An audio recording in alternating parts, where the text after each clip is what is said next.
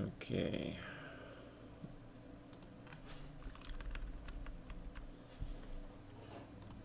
So what happened? Nakamura wins.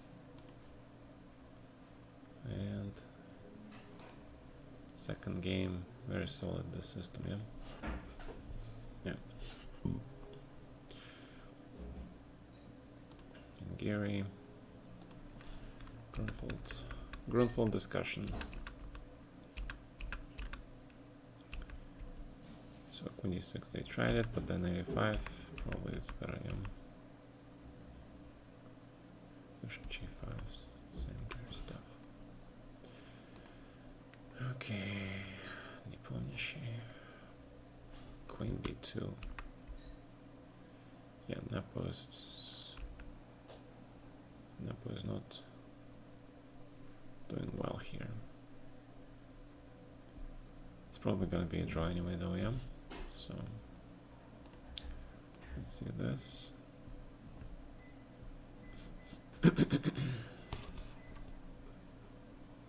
Hi guys. Hi, Mari on. How do you pronounce? Okay, Marion Caceres. Caceres. Sorry, no idea. Yeah, Nepo is self-destructing basically. Yeah, I mean, look at this position here. Queen b2, before queen b2, right? White has control of e4 square. Black knights have nowhere to go. Marion. Ah, okay. I'm Marion. So you see this position, right? White has a huge control of the e4 square. So black gets this rooks on the a file.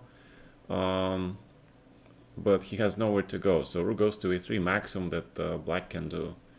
I have no idea. I think Nepo is tilting because you know he lost that Marion Brandon. Marlon Brandon. Oh, I see. Okay. So after 94, black is just better because he managed to get his knight to the center. The second knight is going. The bishop on f6 is going. Nepo is definitely tilting here. I mean, we looked at the first game, right? First game was Vinaver French. And Nepo keeps insisting on playing French defense, even though he keeps losing there spectacularly, I might add. I mean, this endgame is just absolutely terrible for him. Right, he just blunders everything there. It's absolutely terrible. Geary, of course, is a different story, right? So we have another transmission error. We have another Ding resigning, right? Hi, Arden. So we have another resignation by Ding, right? Early resignation. Oh my god, come on guys. I mean, he did this before. What are the principal plans in Grunfeld? It depends on the variation. What you have here. So let's take a look at what's going on there. Did Ding really resign again? I'll click the resign button again. So, and we have this position, and Ding clicked resign button again by accident. Yep, he clicked it again.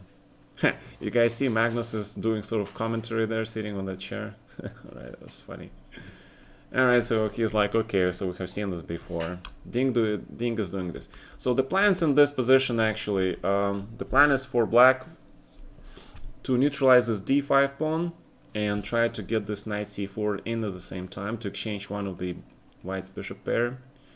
And yeah, I mean, he probably has to. I mean, he already got away with it once, but 2 times it's like really bad. But if he does, you know, if he does lose like this, then, you know, it's really not that good for an online chess image. So I don't know what they're gonna do because, you know, yeah, that's kind of strange. So we're not gonna come back to this game, I guess. So let's see here. So Jan is tilting clearly. He should not have played queen b2 and allow black to play knight e4 because black is just now better. You know, his rooks are controlling the only open file. Knights are getting great position. I mean, before this move, right, black knights have no squares. They're kind of very passive. Obviously, black is going for that bishop d8 c7 plan, but this is pretty much equal. But after queen b2 94, black, of course he's gonna go for this plan. Because the white takes on a4 here. Let's quickly go this thing, right? So e6, knight f3, knight f6, knight c3, bishop e7. So they're playing same thing every day. Yeah, alright, so these guys are doing that. So knight d7, c5, c6, castles, c5, c6, bishop d3, right, b6, b4, then what happened? h3, okay, so he, alright. Okay, so I got it wrong, so he played h3 first to prevent that bishop exchange, b4, and then a5. Well, the reason Nakamura plays this because black position is passive but extremely solid, very difficult to destroy. So what did he play here? Bishop d3. Oh, queen c1 first and then bishop d3. Alright, so that's kind of tricky. a3, h6, queen c1. The idea is that the bishop a6 you take and play b5, sort of preventing black from playing bishop a6 immediately. And that means queen d3, black still plays this is pretty standard, bishop a6 now, and takes, right? Rook takes or queen takes? Rook takes, queen c2, queen b7, rook b1, and we see this position. So again here, Napo is just basically, yeah, he's not better at all. So he plays this move, and after 94, right? Guys back. Hello.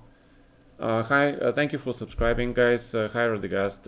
So we see the Dink pressing resign button again, right? So that was a big thing. So after 94, black is just better. Controls only open file. He spawns on the light squares. White cannot capture this thing because you have rook a2. There is no queen b3 because of rook here.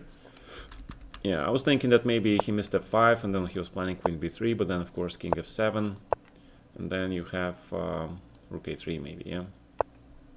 Queen takes and then take, which is probably still better for black because, you know, black's knight is still stronger than white's knight.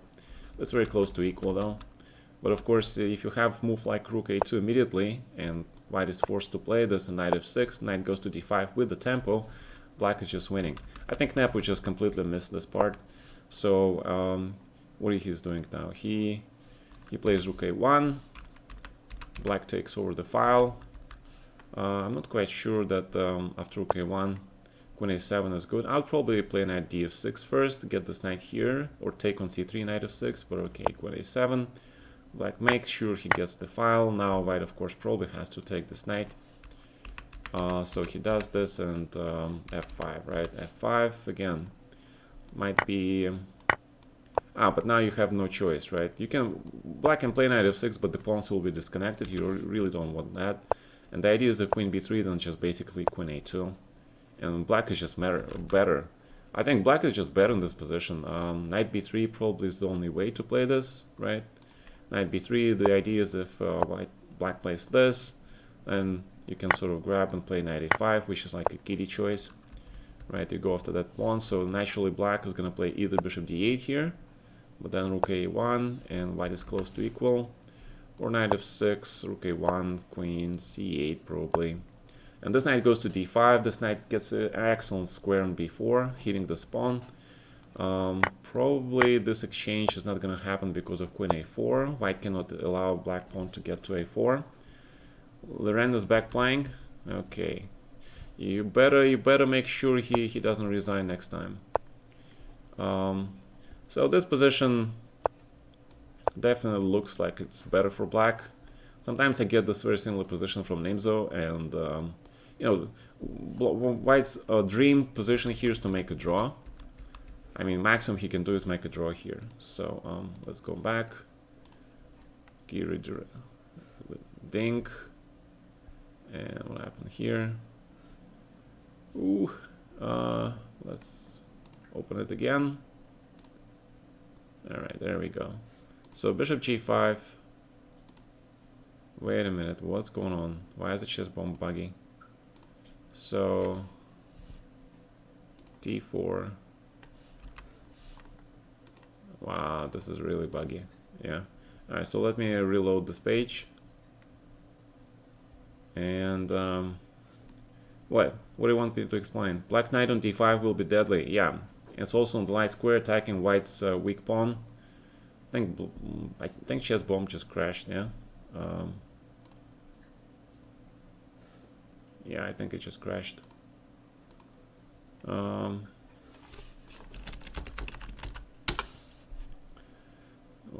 maybe not. Okay, so maybe it's just my so let's go Girodink, and it still doesn't show this, right? But it shows Nepo's game, right? I see. Okay, so that means we have to go to LiChess and Magnus International. And we see Hikaru's game, right? Wait. No, we're looking for Anish Giri game. Yeah, we're looking at this position. All right, so is this analysis or this played? You guys know? Okay, so let's start from the beginning. Where are the text moves here? Ooh, it goes straight away, so I cannot press the button, yeah? Yeah, it goes just straight away. Alright, so we have this line again in Grunfeld. This is pretty standard. White is trying to make a play for d5 or make a play for a kingside attack after h4. The idea behind bishop g5 is to prevent black from playing rook d8 and stopping this d5 pawn break. And now he plays d5. I was hoping that you would be here. Glad you're streaming. Thank you, Stulagan. A lot of people commenting. Yeah, that's a lot of. Yes. So so what happened here? d5, and yeah, Naka is just much better. So he won the first game. I'm pretty sure Nepo is gonna tilt in the second game as well. So I'm trying to make this work. Okay, so d5 was the last move. Basically, I'm just looking at the last move. I don't need the position here, right? So we're gonna go back to the Magnus Invitational here. So after d5, black probably has to take this pawn, or because that's the usual thing, and try to block this pawn on d5, on d6 square. Because if white pawn gets to d7, it's just game over. So I think black has to take here, and then either play queen d6 or just as people suggested here. Oh, there have been some games here played, right? So we see that the queen c5 was played on. It was a very popular move. I really like queen d3. So what's wrong with the a6 here is, I think, because of d6 and d7 just wins, right? So if queen d6, then queen d6 also looks okay, because if you play bishop f4, and black can't really play bishop e5 here, I think. Well, the computer finds this very, very strong move, knight c3. The idea is you protect the bishop and you're ready to play d6, and black can't really block it because of knight e4, right? And if queen e5, then queen b4, or rook e1. Rook e1 looks very strong. Not tactically protecting this pawn d5 because knight f6 check, and if king g7, knight c3, queen d6, queen d4. A lot of dancing around, because as soon as you play d6, now you sort of open black's bishop on b7, and black basically can just block this pawn. Even if it gets to d7, it's not that great, right? Because white harasses this bishop away, and yeah, so this is tricky stuff. The computer obviously likes this position for white because he keeps black knight on a5, and moves like f4 are designed with the idea to play rook e5 here and then knight e4, right? So so it's a very, very, very, very tactical position, I must say. This is very concrete chess. This is very computer chess. Probably a lot of preparation required here. So queen c5 was played, as we can see in a couple of games here, and white probably has to play queen d3, because if a4, then just a6. And now the question is, what is black going to do? So if we play h6, then it's just the tempo, I think. Although the computer likes bishop f4, followed by d6 here, because there is no a6, right? You just take this pawn. the reason of white queen is on d3, so knight c6 probably the idea to play knight e5 now. So, but then rook c1 and what is this position, right?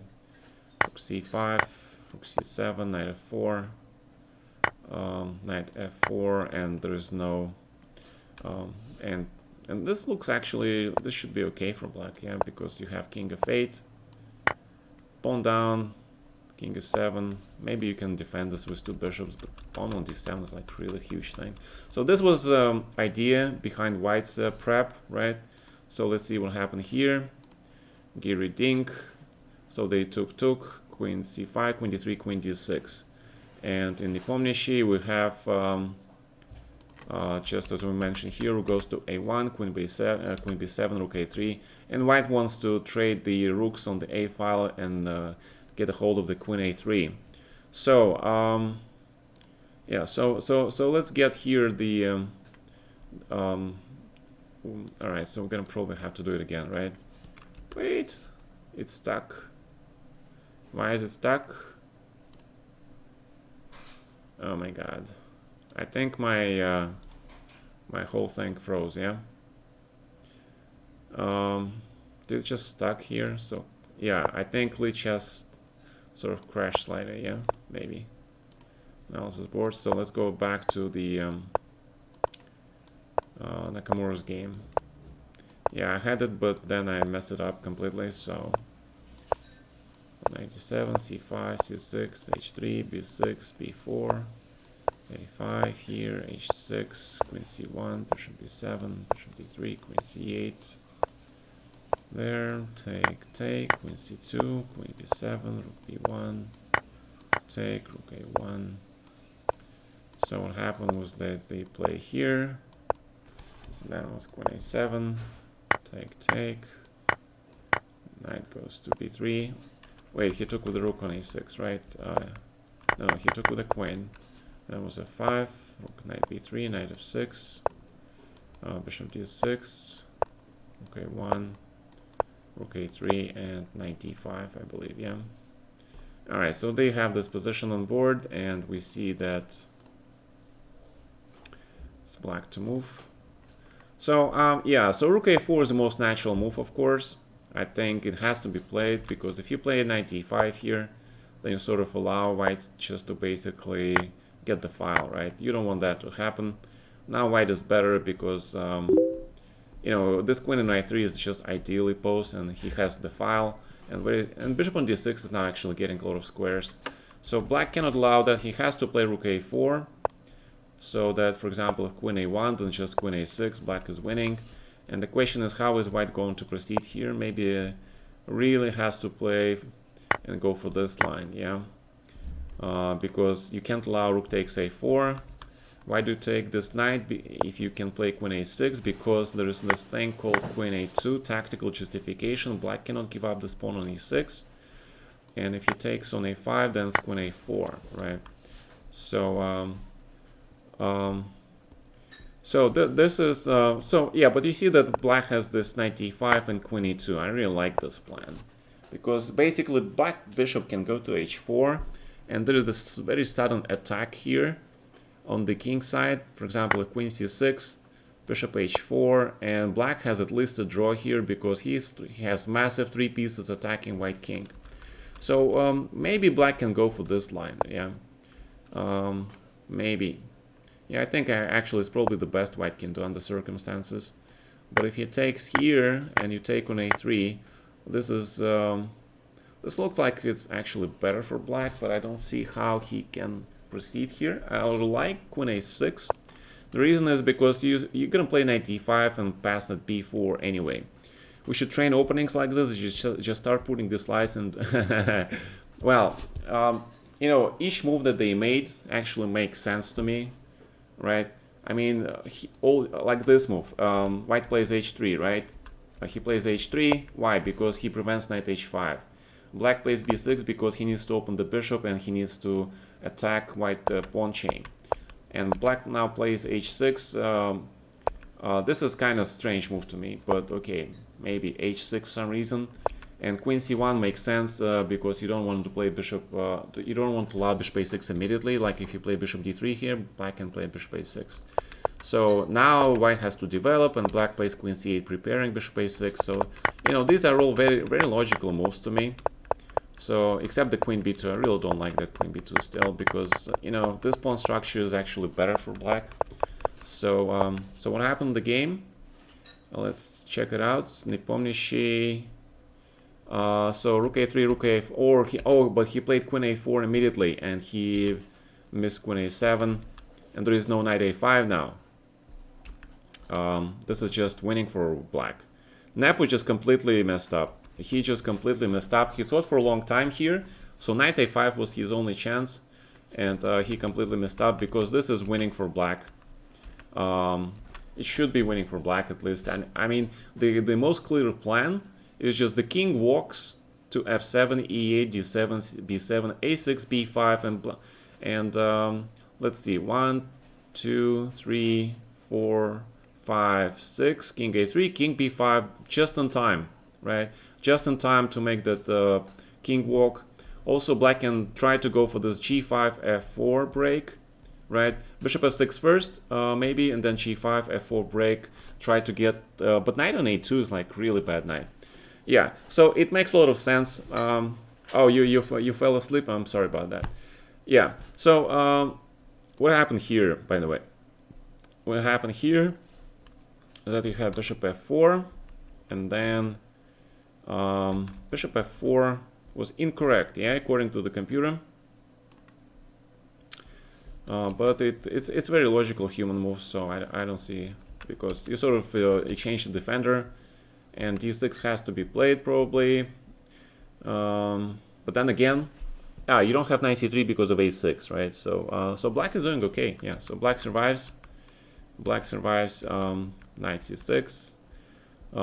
Bishop e4 actually makes a lot of sense to me. But okay, knight c6 also makes a lot of sense, and black just brings that knight, and that knight goes to e7, I guess, or even b8 with the idea of a6. So black equalizes, yeah, black equalizes. So right now the most fun game that we have is here, this game, right? So what happened was queen a2, and he missed that he doesn't have knight a5, right? Because black takes this rook, and then he plays knight d5, and black wants to take on b4 and take on a5. This is what white missed. So, like, for example, if move like this, then you have, I don't know, I'll probably think about king f7 even, yeah? You have this queen e2 trick, though. Alright, so no rush. Queen a6, and then king f7, then you want to take on b4, because this is like an eternal pin, right? So what Nepo did, he took on a4, of course, queen takes, knight c1, knight d5. Actually, we'll have made more. Okay, knight d5 is good, knight a2. And we see that the computer likes really that g5, king f7, king g6. No nonsense about king going here yet. I mean, wait, this, right, and then this, here. That was a king walk, right? So, but the computer really likes this g5 followed by f4, and then king walks instead to f5, right? And then black sort of wants to hit this e3 pawn because knight has no moves, and white cannot really play b5 because black is just gonna take here, and if c6 and bishop goes back to d8. So that looks pretty good for Nakamura. Oh, we see a bunch of moves being played. So g5 has been played, king f7, and I really don't like this bishop c7, but actually it makes sense. Yeah, now that you mention it, actually it makes sense. Although I probably would love to play bishop f6 maybe, but bishop c7 makes sense. Why? Because after this bishop exchange, black clearly can just play knight d5 back. And this is a pawn endgame because white knight on a2 is not moving. So after knight d5, black is just rolling here. He's gonna play f4, h5, but it's not so easy, yeah? So not so easy still. 3 minutes versus 3 minutes. Hi guys. It's right. So knight d5, and of course black will have to play king f6, e5, and try to break through here. Try to break through here. It's not going to be simple though. not gonna be simple.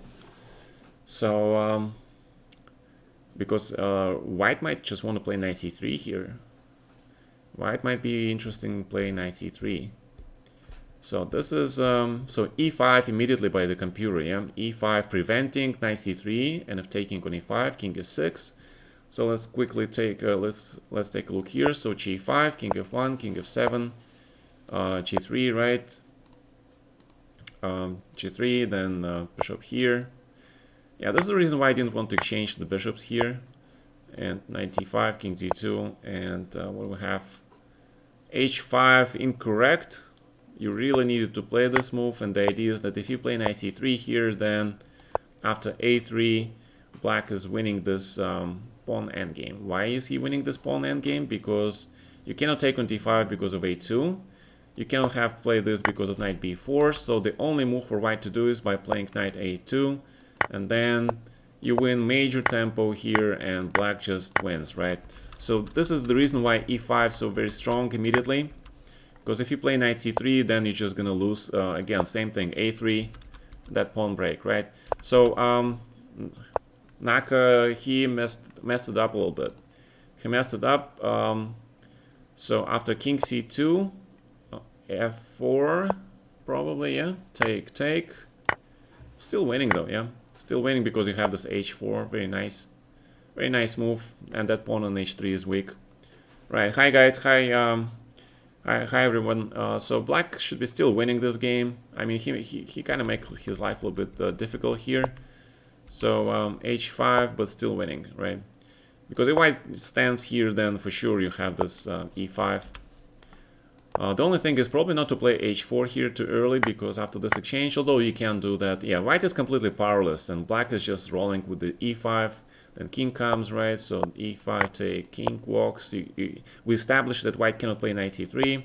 So white just stands here, pretty. Then you're going to play f4. And, okay, let's see what's going to happen here. I think maybe f3 is actually interesting, yeah. I kind of like a3. Knight to g5 maybe at some point. I like f3 to make sure that white king doesn't move because of knight e3, right? So white has to play something like this, and then you have this interesting little trick with knight b5. Oh, knight e6. That's how the knight gets to g5, and then you hit both pawns. All right, so that's how you win. Knight c6, knight e6, knight g5. Yeah, the trousers, correct. So what happened here? He played knight c3. He missed a3, and he decided to give up his full house here, but it just wins, right? f4 followed by h4. Still pretty tough defense by what happened? Yeah, knight c3, a6, and Giri just blundered. Yeah, the moment his prep ends, he has to play on his own, and that's when there is a good chance that he might blunder. So like he blundered this a6 move. You cannot take on a6 because knight on c3 is hanging. But let's go back to this endgame. Naka is thinking, so let's think through this. So I like f4 move. I really like f4 or king g6 first, right? And f4. But then what is the threat? Because white just takes on a3. You play f4. Okay, king a5, for example. And then knight f2. That is the threat, right? That is the threat. So let's go back to the analysis board here. So what happened was white plays knight c3. And he goes for this line. And I'm just going to show you why it's such a huge threat. For example, king g6 takes f4. And for example, if white just plays something like this, you just grab this pawn and take on g3, right? Or e3. This is just winning. So that is a threat, and white has to respond.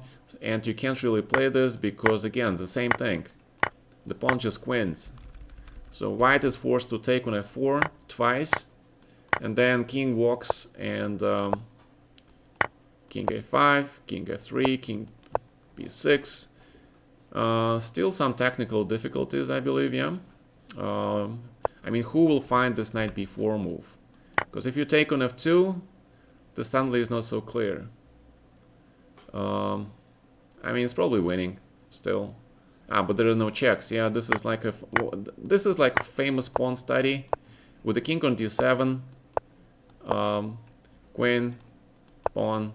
Black is powerless to prevent this thing. Then of course you have e5, and this is probably winning, but this is completely different, right? This is like huge, huge thing. So so instead of this, maybe black can play something like h4, and then knight f4. Yeah, I think this might be a better idea, because knight just walks and this pawn queens. All right, so I'm pretty sure they played a lot of moves. Oh, Naka is still thinking. All right, we have tried bishop e5 for b7, b7 trying to establish a blockade. Probably not, because then you weaken your pawn on c5. So the question was here, in this position, right? Why can't white just play bishop e5? Because then you get double pawns. You really don't want that. Black's still gonna play f4. He's gonna still crash through, and then but yeah, but it was not worse than what happened in the game, right? It's definitely not worse, and white is still basically lost. Yeah, maybe it was actually a very interesting idea on your part. Yeah, because black doesn't have this e5 break, so maybe you're correct. Yeah, maybe that was definitely interesting. So instead we have h5 here, right? And then we have this, knight c3. And we see this line, and what happened here? Yeah, so f4 happens, knight d1, h4 happens, followed by king e7, and oh, it's very simple knight. Yeah, f4 has to happen, and take, and now knight f4. And black is winning. Yeah, so h pawn still wins. Very, very good game. And now somehow black king just walks. Alright, so h3 has to be played probably. King d2, then h2, knight g3. And knight on f4 actually prevents white king from going to this g2 square, approaching the pawn. So I suspect somewhere king f6, king g5, king g4 probably.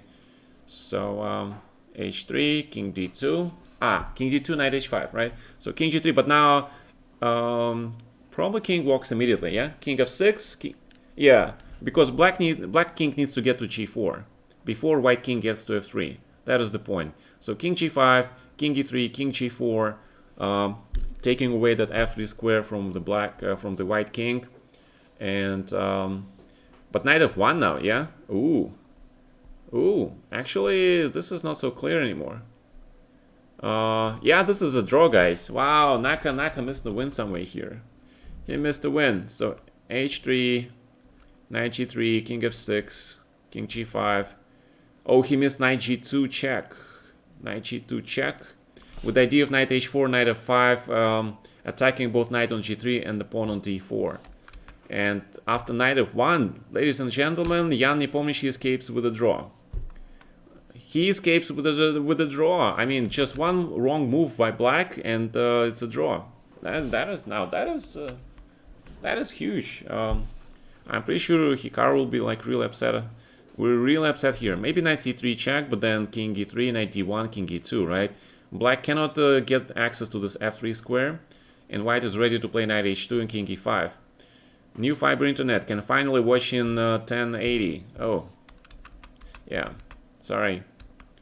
And king e3 back, right?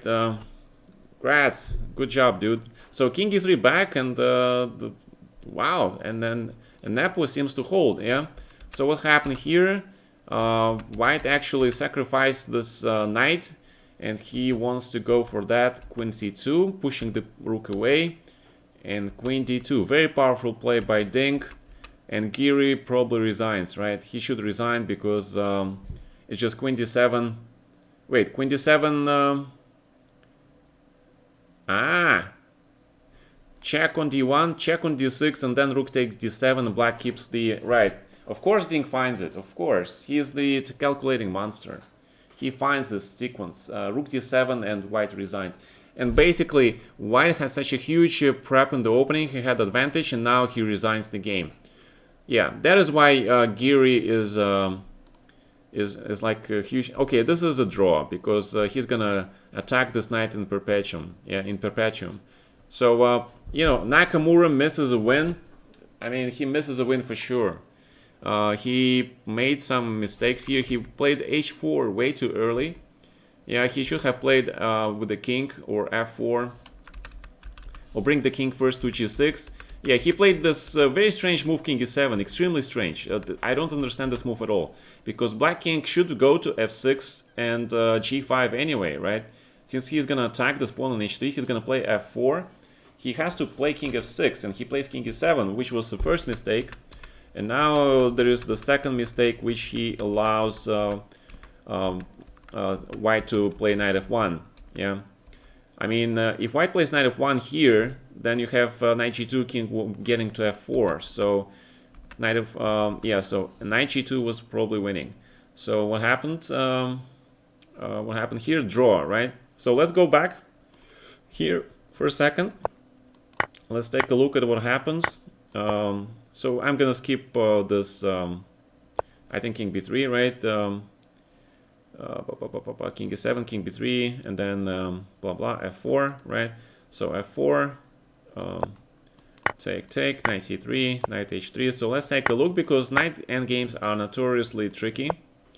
And so what happened here was knight g5.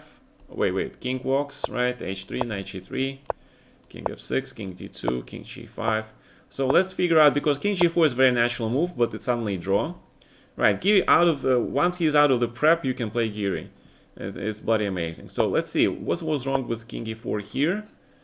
So h2, and if king e5, then king g4, and knight h4, and basically white is in some sort of a zugzwang. Ah, king h3. Wow, look at this. That's how black wins, right? You need the pawn on h2. You need that pawn on h2, because if you play h2, then after king f3, you guys see it's a draw. So very precise move, king g2 check. If king f3, then knight h4 check, and you still play here, and black king gets to h3 to g2, followed by knight f5, and that is how you win this endgame. This is what Hikaru missed. Napo always escapes. No, he doesn't.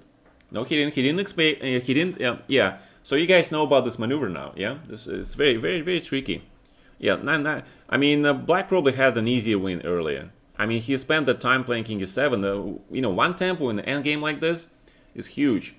So Napo lost the first game. He didn't escape at all. He was just basically outplayed there. Okay. So let's see. Did they fix this finally? So we have Dink, and we have Hikaru, and we have a bullet arena today, the tournament. Yeah, that was a huge thing. I think that was a huge thing. So we have third round coming up. What happened so far? We saw that in the first round we saw Jan lose, and then Dink wins in the second round. So they're both +1.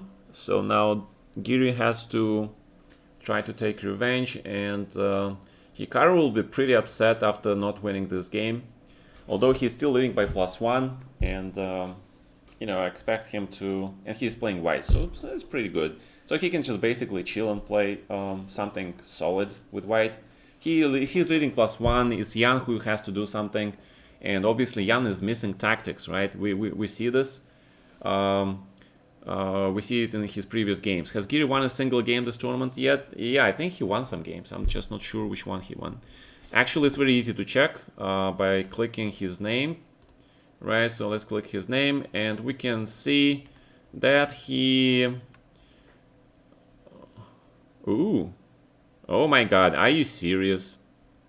Are you serious? He didn't win a single game. Oh my god, he lost in the first round. Then he made a bunch of draws, then lost again, then another bunch of draws. Oh my god. He didn't win a single game. Woo. Now that is bad. Now that is bad. And yeah, that was just that's not the tournament. That's not his tournament. Yeah, I couldn't believe it either. I thought he won something. Yeah, at least one game, right? He better. Yeah, that is huge. All right, so let's see. Let's go back to the these guys here. We see some chat here. Weird move. Nice. Okay. Hikaru, this first round game. right? The second round game.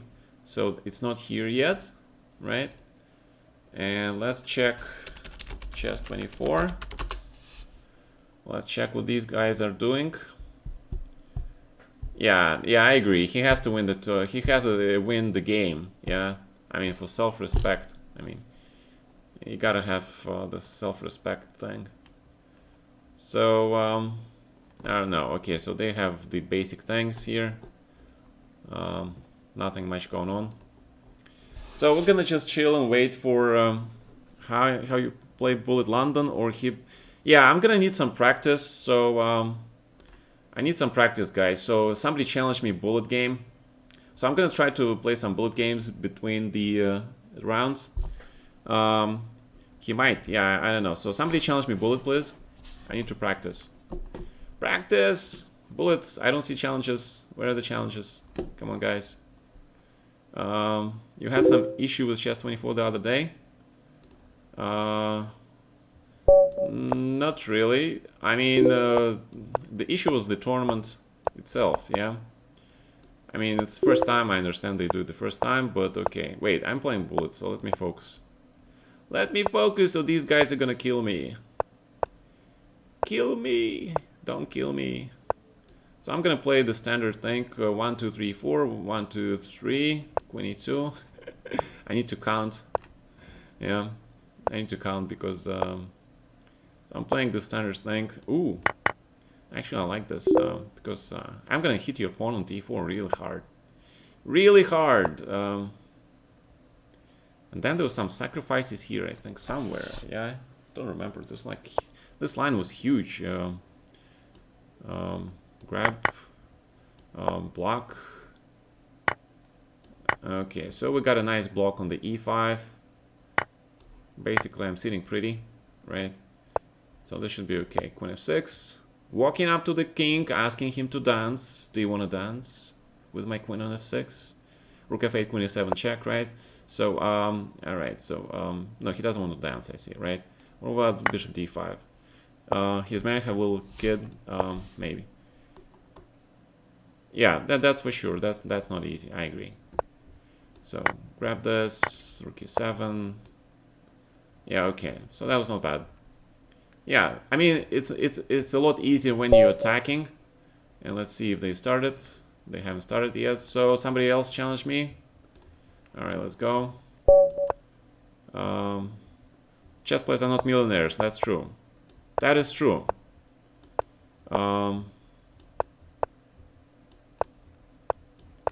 That is true. But then who is? Who is the millionaire? Show me the millionaire who is trying to make an honest buck, right? There are not that many people here. Grab. Ooh. Oh, I'm a long time. I'm a long time. So we gotta play fast. I forgot. Knight blocks. I like to block stuff with my knight. Knight f4. No more attack with my king. You're not allowed to attack my king, sir. No, sir. Alright. Now with the knight on f4, we are going to enjoy this game. Ooh. Attack. Attack. Counter-attack. Always. Always counter-attack. Grab. Grab. Exchange stuff. Take over the file. And then what do you do? I don't know. Bring the king, I guess. King walks. Oh, exchange, of course, exchange. We love exchanges. Pawn f4. Pre-move. I have to remember pre-moving, right? Oh my god, he just killed my pre-move. You naughty boy. You killed my pre-move. Eh. a4. b5. Push. Push. b6. Take. Ooh. Queen. Oh, why doesn't remove my queen?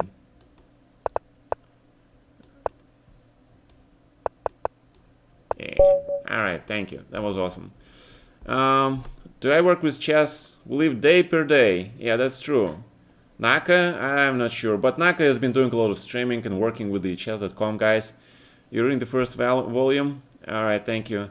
Last day, Jan asked to Alireza who cooks in your house, and he asked his mom. We are poor. Good answer. Gotta respect mom, right? Alright, so what happened here? They're still not playing. Are they not playing? What's going on? Let's see. Magnus International. So we see game 5, and then we see... so they haven't started yet, yeah? They're probably gonna start real soon, so I have time for another quick bullet. I'm practicing for today's arena. Oh, you tricky guy. I was about to play that ridiculous move, yeah. And then I noticed that I blundered stuff. Okay, we got the structure. We got the chops, man. We got the chops. Exchange. F5. Ooh, this is gonna be brutal. This is gonna be serious, brutalizing game. Yeah, I can do that too. Look at the funny rooks, yeah? The rooks are really funny. Not that funny, I guess. Rook h6, yeah. Knight f3. Ooh, we are attacking. We are attacking. Queen h3, yeah. Ooh, full speed ahead. What am I missing? I'm missing something. What am I missing? Rook g6 check. Oh, I'm missing knight f3, right? That's what I'm missing. Alright, so the games have started, so let's go back to the games. We have both games starting. Yeah. Naka have more than 3k in his streamings. Yeah, but 3k is not millionaire, man. He has huge things, right? He had, I think he suffered some... he lives in Florida, right? So there's always some storm in Florida, something going on, some fires. Also American prices, like those taxes on houses and real estate and everything else, they're like huge. I mean, alright, so what is going on here? We have bishop e5, sidelined by Hikaru. He doesn't want to play anything sharp, no neither for him. Basically just going for a draw, and he's playing quiet game, exactly what we predicted.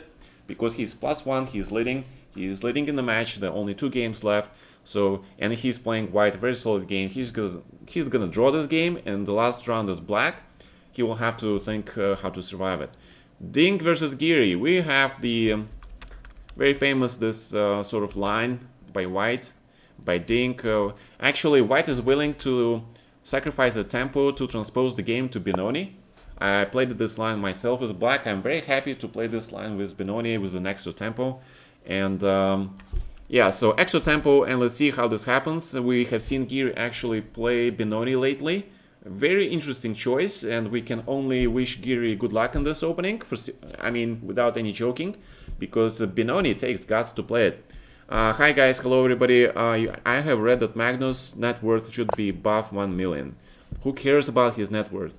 You know, he's world champion. He is definitely I think he's way more above than that, so he's definitely not poor. And Anand is a millionaire. Maybe he's a millionaire. We don't care about, you know, the thing is about millionaires, like, you know, who cares who is a millionaire if you're like, if you are stuck in a I don't know, let's say medium level.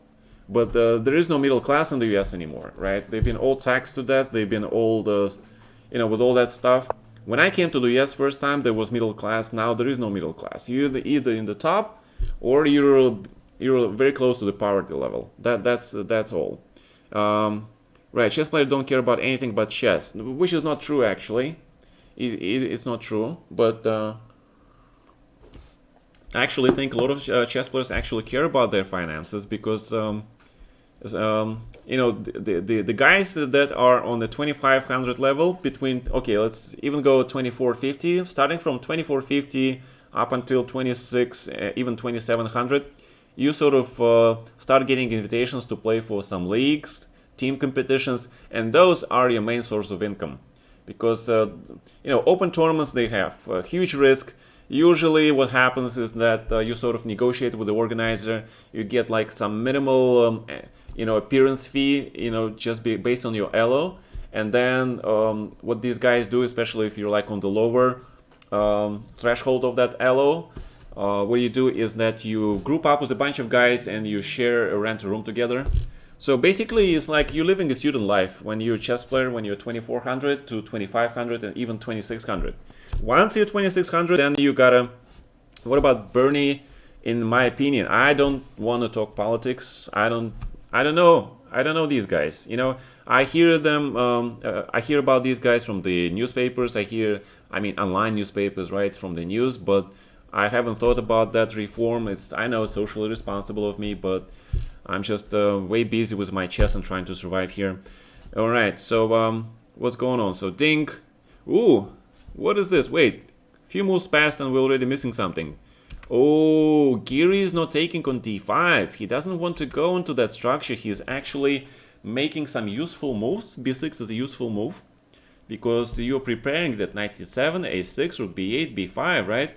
Because in Benoni, you take on d5, white takes with the c pawn, it opens your bishop on a2, and this knight on d2 goes to c4. So this is a very smart play by Geary. And Dink realizes he has to do something about this knight on d2, right? It looks kind of dumb.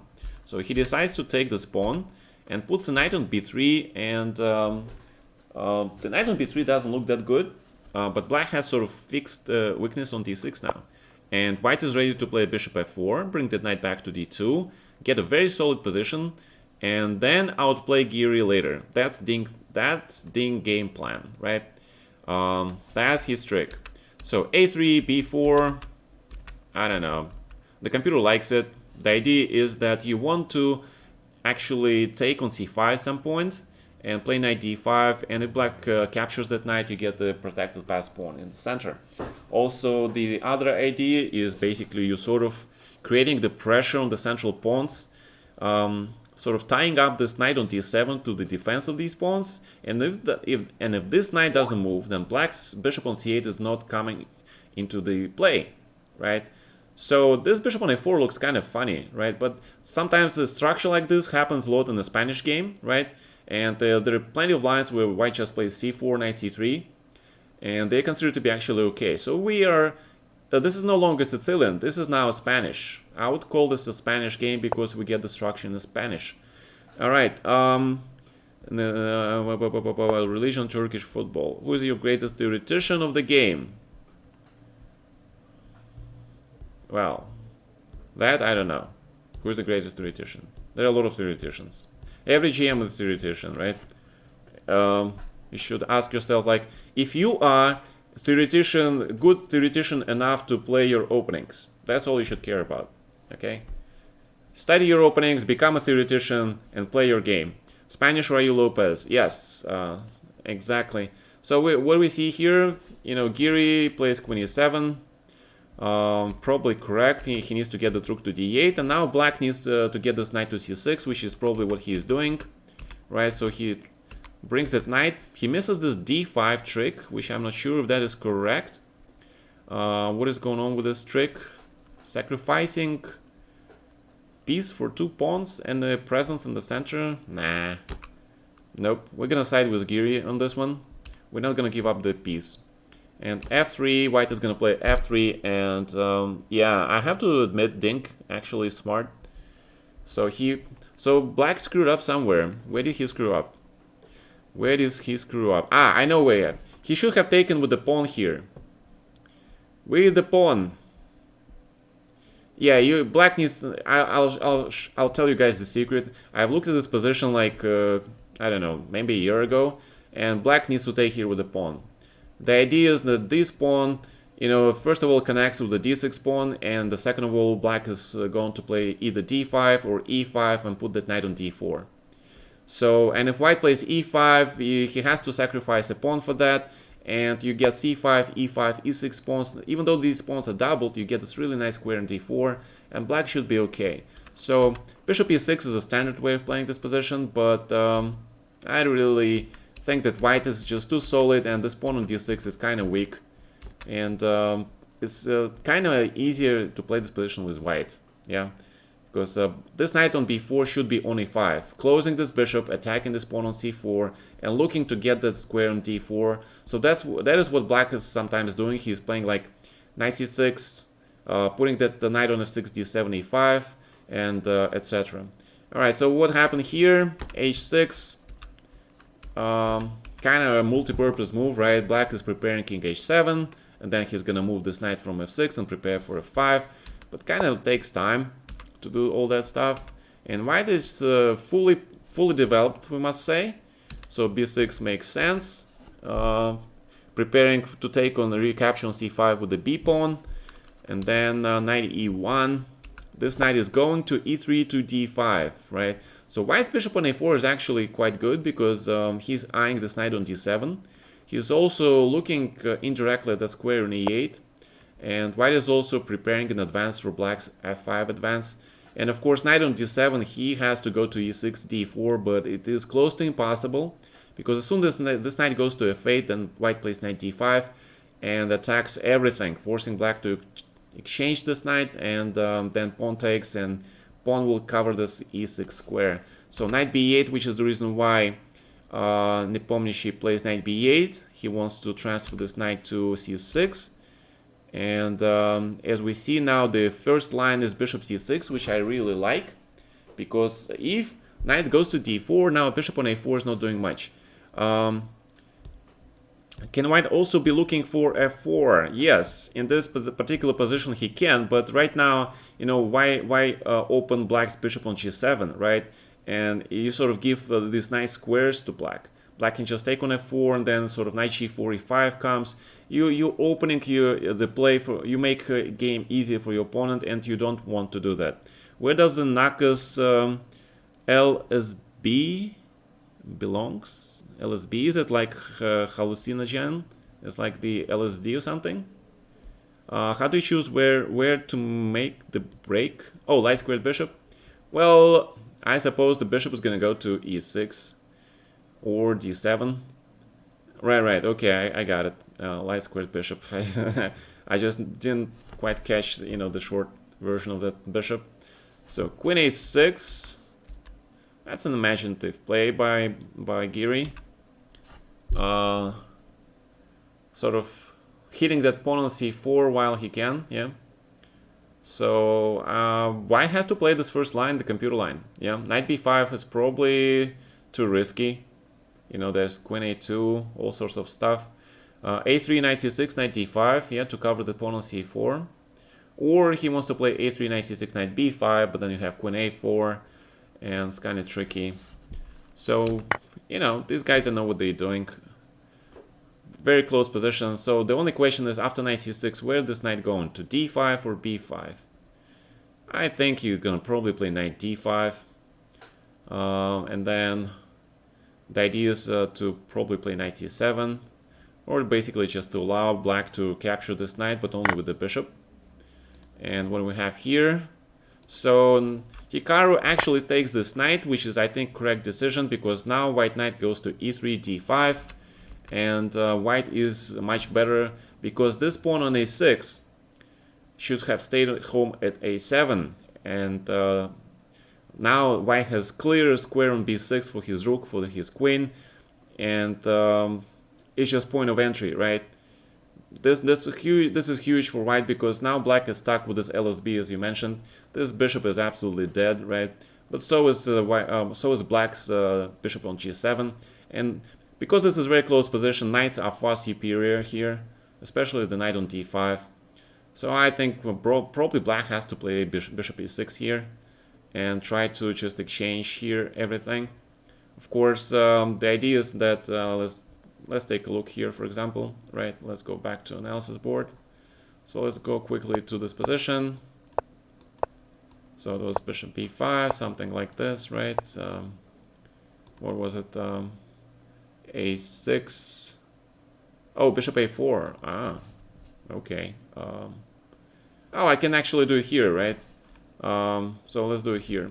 So I was thinking more about bishop e6 here, but then you have knight d5, right? Knight e7 is a threat. And let's put this thing to work, right? And king h7, obviously rook b6, and white is already just better. Yeah, it's a huge advantage.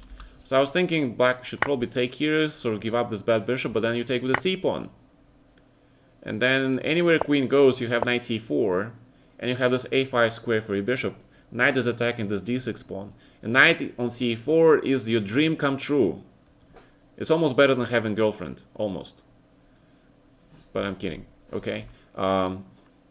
So that knight on c4 is just beautiful, absolutely gorgeous knight. And white is just better. Look at this evaluation, right?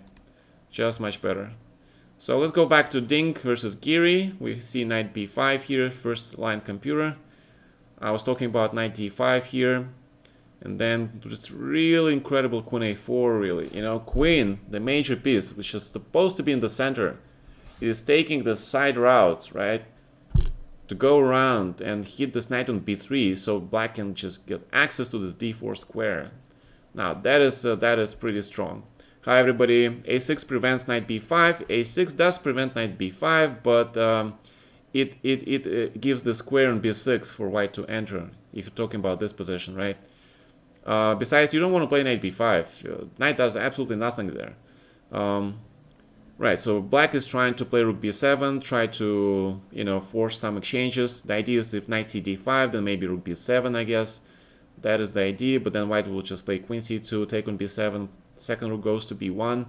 Very tough position for Nepomniachtchi. Of course, in Russian we just call him Nepomniachtchi, with the accent on the second vowel.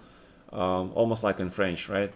But for some reason a lot of people call him Nepomniachtchi, and that's kind of strange to me. What's going on here? And again, Ding is thinking very hard. He's actually investing a lot of time. He's investing a lot of time, and so it's a question: knight b5 or knight d5. Yeah, they're pretty similar. So let's get that position going. Let's get this analysis boards. So what we saw here was this e3. This is anti-Grunfeld thing. All right, so that's what it is. I think 92, e4.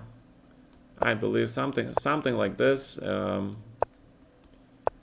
b6 takes. So it's queen e7, bishop f4, rook d8. Queen d2, knight b4. So rook ad1. Okay, queen b7, f3, and now we saw this actually first line move, queen a6, right? So let's check knight b5 first move. Black has to play queen a4, obviously. Now the question where this knight goes, because if this knight goes to a1, you just grab this pawn, and you don't worry about this knight d6, because queen goes to a6 or e6, there's spin, and black is better because superior pawn structure, nice bishop on g7, and really lousy everything else for white. So white has to protect this pawn, but if he plays queen c2, then it's knight a5, and again black wins. So after queen a4, you see the computer play knight c1, but that's definitely not what you want to have with white. So knight d5 is very likely to be played, you know, close this bishop. And then, of course, black still plays this incredible move, in my opinion. Incredible because you have this idea with knight d4 and then check, right, with the king on g1, and black wins. Incredible. And if, so queen d3 probably better idea. And then, as we mentioned previously, black knight just going to e5, and that's knight goes to d4. And this is very equal. Why not take here? Because pawn takes, knight d4, pawn takes, right? And if you take with the bishop, then white gets very strong light squared bishop. He will just trade this queen. And this is a pair of bishops in the endgame is always better, even though black has pretty good structure on the queen side. But the pawns are just too weak, right? These holes, light squared holes, are just too much. So knight d2, knight c4 some point. So probably black will just have to play same way, yeah, 97. Because if you take this pawn, then this pawn is more important. So this is why computer plays this move, and then probably just 95 and f5. So this looks pretty good. So what happened, and we saw that actually white goes for this line, and black is actually better, yeah. So wait. Computer likes knight c4 better. Why is knight c4 so good? Nakamura Nepomniachtchi, rook b6, queen d7, black is suffering, so nothing here. Let's check it out. Yeah, let's check it out. What is going on? So queen here, knight a5. They all both saw this line. And why this better now? Because if knight c7, you just give up this exchange, right? But you get very strong knight on c3 and knight takes e8. Yeah, this is much better for black. You keep the knight on c3, the Grunfeld knight is gonna kill him. And since you take with the bishop, you allow this b3. And if knight a5, then Geary misplayed it. He should have taken with the knight, because if you play b3 now, then there is okay, this is computer line, of course, obviously computer line, but you get, yeah, this is a very scary line, but you do get extra stuff. Knight a1 and then bishop c4, fantastic move, yeah, absolutely fantastic move, because rook knight on a1 now is terrible. But if you play somewhere else, then you have knight f4. So if you play knight e1, then still bishop c4, because if you take with the rook, now the bishop on c1 is unprotected. Oh my god, this is definitely computer tactics, right? With the knight on a1, knight on a1 is unprotected, but if knight goes to e1, the bishop is unprotected. This is computer stuff, computer bullshit. Alright, so what happened here? They took b3 and and it's probably gonna be a draw. Is Streamlabs bot going crazy?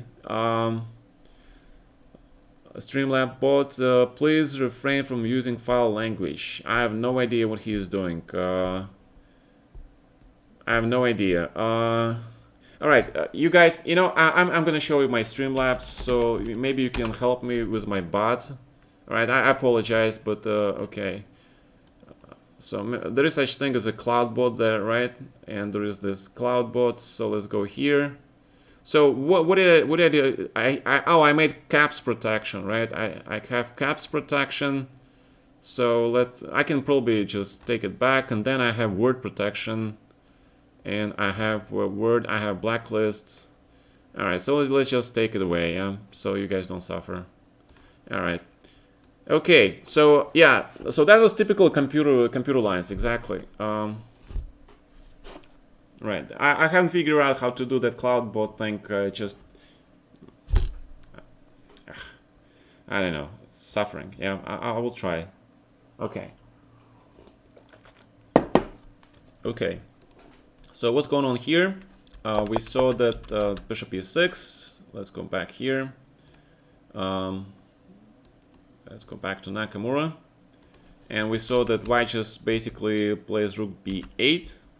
You see this knight f5 line? Oh my god, that's such a computer line, right? Just going after that pawn on d6. Knight on f5 does so much, right? Attacking pawn on d6, attacking pawn on h6, threatening knight e7, knight g7, knight f5 would be just basically brilliantly priced, somebody mentioned. Rook b8, the idea is to play knight b6 and just exchange this bishop. Naka is just playing really safe. He is playing really safe here. But black now takes control of the b file, right? Black just gets control of this b file, and I understand that the threat is f5, but after knight f5, you know, white is just better. Yeah, I mean, knight f5 is pretty obvious move, because black cannot take on f5, queen h5, that king will be just wide open, right? Although there are some lines that that would require actually some lines. Yeah, so okay, bishop a4, knight f6, d3. So let's check it out. G6, bishop g7, knight c3, e5, a3, something like this. h6, rook b1, queen c7, right? Bishop d2, b6. Then what happened? Then what happened? 91, right? 91, of course. 91, he started this whole brouhaha. So take, knight c2, knight c6, take. So let's go here. Knight d5, I think it was knight h5, right? And then rook b6, queen d7. So let's check this out. Knight f5. The only pause for concern is this f4 move. But then f5 is really not a threat, right? I was thinking about g3, but then f5. Okay, the computer is not scared, right? He just basically takes everything you give him. because he's not scared, but he's a computer. So this is not a human move. The human move is rook fb1, and if f5, all right, f3 is a human move, right? Because now this d pawn is active. Black has no threats, nothing, absolutely nothing, nada, no compensation. White is just winning. So that's the reason why this is so strong. Because if you take on e4, there is this. You can even take this pawn. Same thing, right? f5, there's bishop h6 coming. And if queen g4, then of course you're gonna lose this pawn. I mean, I'm not talking about the computer move here, but you can just grab this pawn, and black is just much worse. Alright, so what happened here? They played rook b8. Queen went to where? Queen e6, take, queen c8. But okay, white is extremely solid here. So, white is extremely solid. So, knight e5. King h7, queen a4. Why so far? This is this I don't understand, to be honest. I don't understand why you're playing queen a4. The queen is doing absolutely nothing there. Maybe queen c2, bishop c1, just to make sure to stop black, but queen a4. Alright, so basically they just okay. So basically Naka is just going for a draw. Yeah, he's going for this fastest gun in the West. He's just gonna probably flag Jan here. I'm not sure if flagging is allowed on chess 24. Who knows, right? So king h7, queen a4, rook here, rook b8, queen c2, I guess, right? Knight f6, knight e3. What happens? All right, h5, knight e7, whatever. Just basically 95, 97. So they're playing some moves. Okay, so this looks like white is still better now. So let's go back instead to Giri's game, because I think it's more exciting actually now. So a5, oh, a6, b3, a6. Very good move by Giri actually, yeah. Because he actually goes d5 and nice. He's not scared of bishop c7. He's not scared of bishop c7. That actually was some very strong calculation skills by Giri. So b3, a6. Let's get this thing on, and white to move. So if knight d6, then I'm not sure why Ding didn't just take on d6, because this looks more accurate draw. Yeah, he took on c4. He actually takes a risk. Probably he didn't expect d5 from Giri. He thought that rook bishop c7 would be good, but there is this incredible line that I see, right? The computer gives just black is just winning. And if you play bishop a5, then basically bishop c3 is bad because of d4. Black is just winning, yeah? Giri playing well. Yeah, he is playing really well.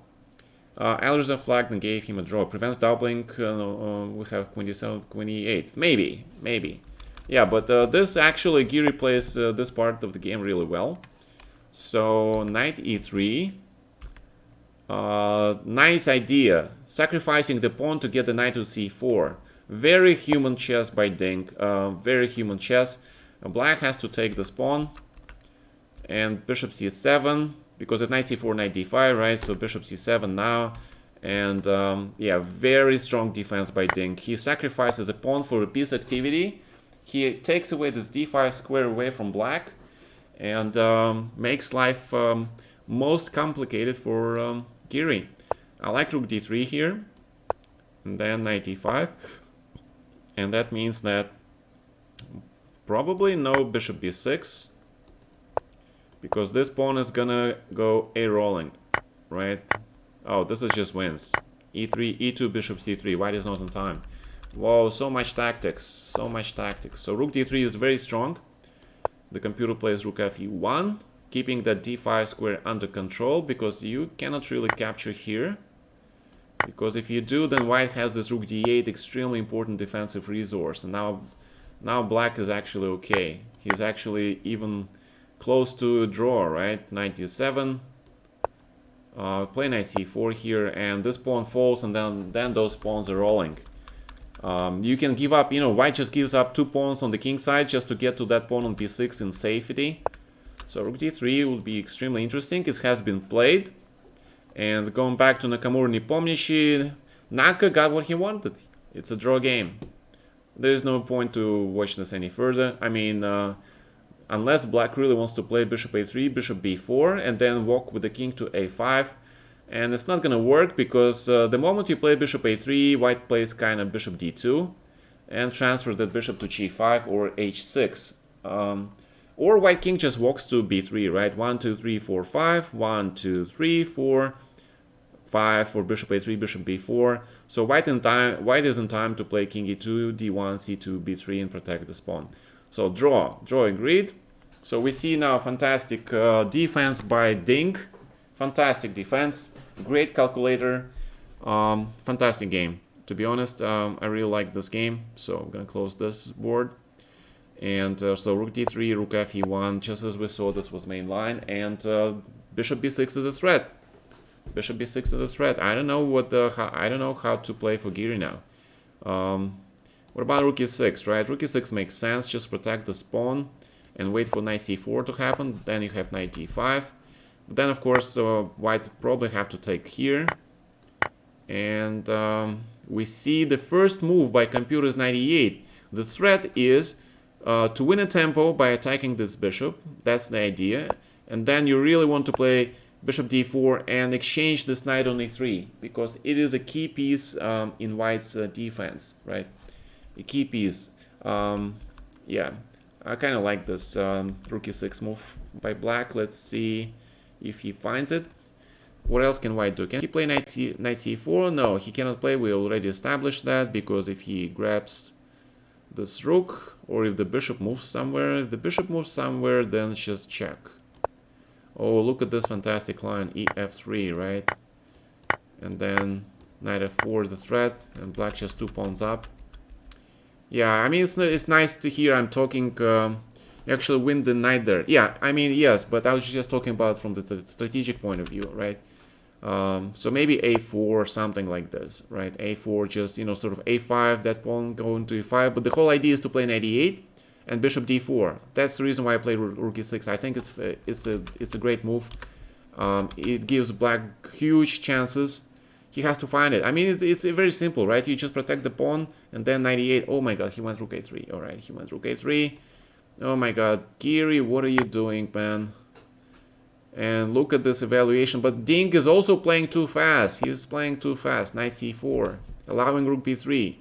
Taking the piece, this pawn would have been most natural, right? But of course, Ding didn't see knight d5. I can bet anything. I can bet anything he didn't see knight d5. And there is this beautiful idea that it's a temporary piece sack. Then you have bishop c5 and it's a draw. Wow. Okay, but that's computer move. Because after knight c4, you have rook b3. And white is he really going to play rook b1 here? I don't believe it, because knight d5. And then again, we see this trick with the bishop on d4. And this pawn rushing to become a queen. And if rook e1, then even rook b8, rook b5 wins, right? So let's see what happened. Knight d6 has been played. Knight d6 has been played.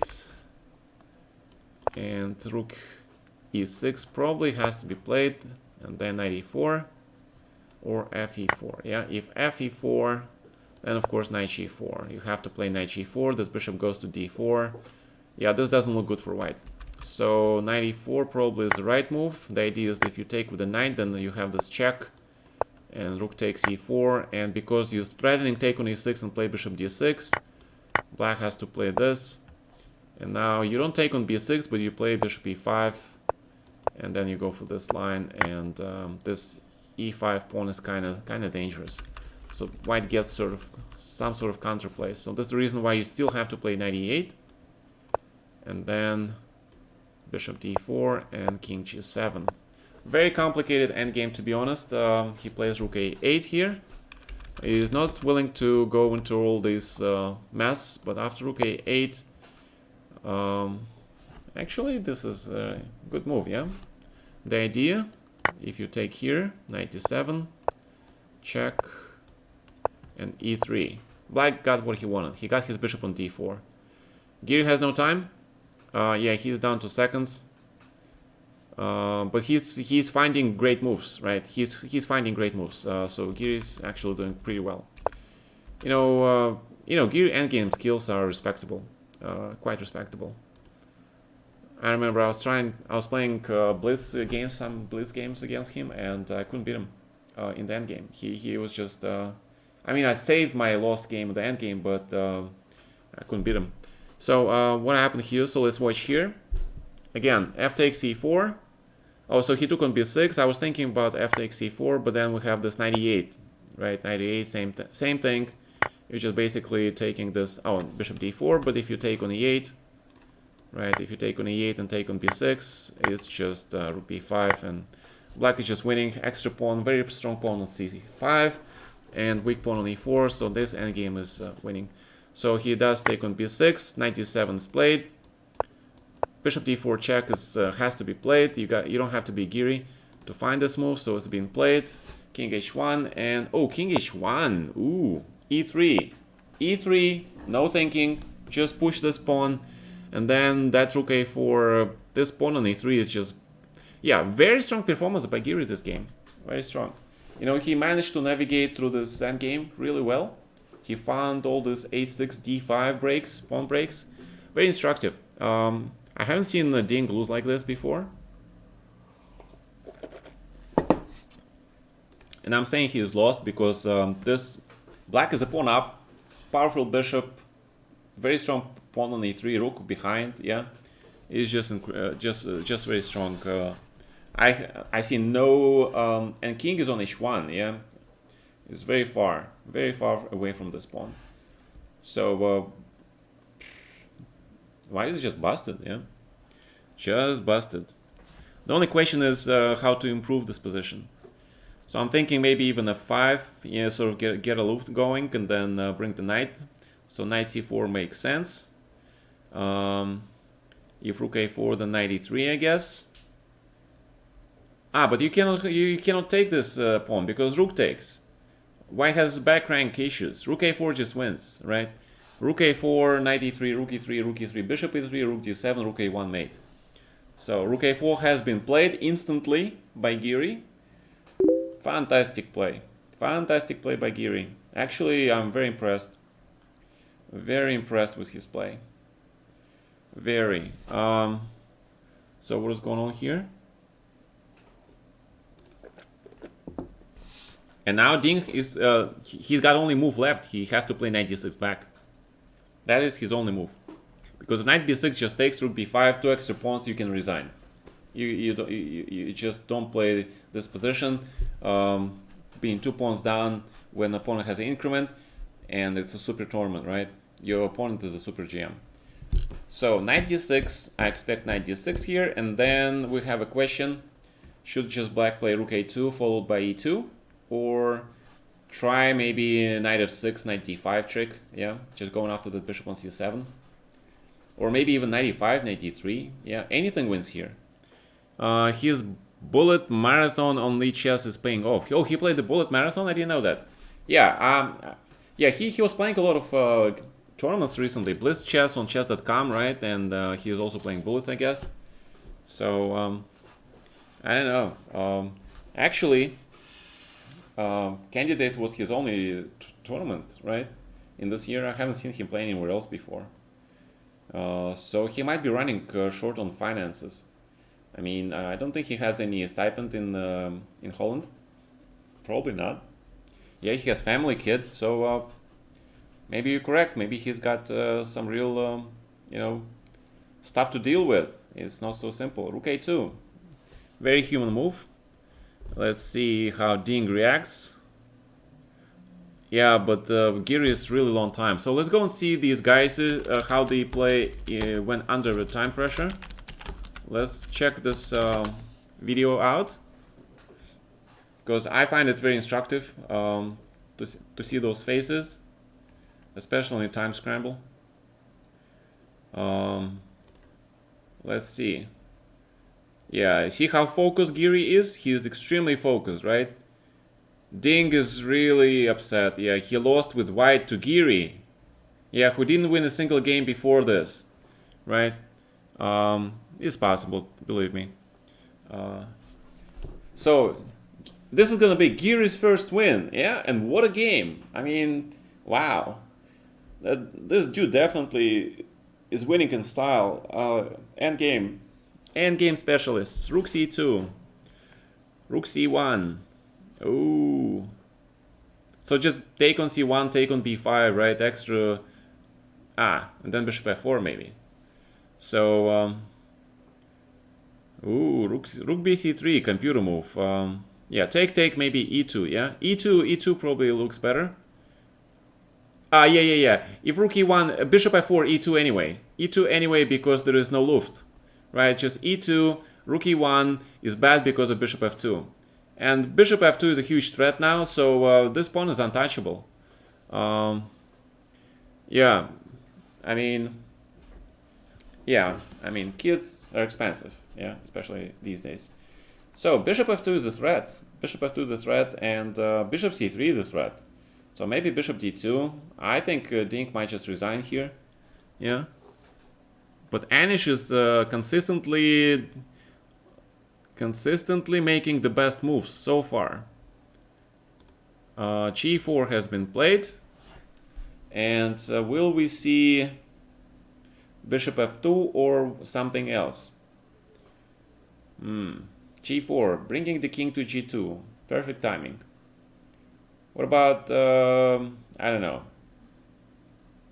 Well, knight b6 is a very simple move. Of course, you really need to exchange this knight on c4. So because this knight takes away a lot of squares, he blocks the pawn. So knight b6, perfect move by Geary. Yet another perfect move. Getting rid of this defender.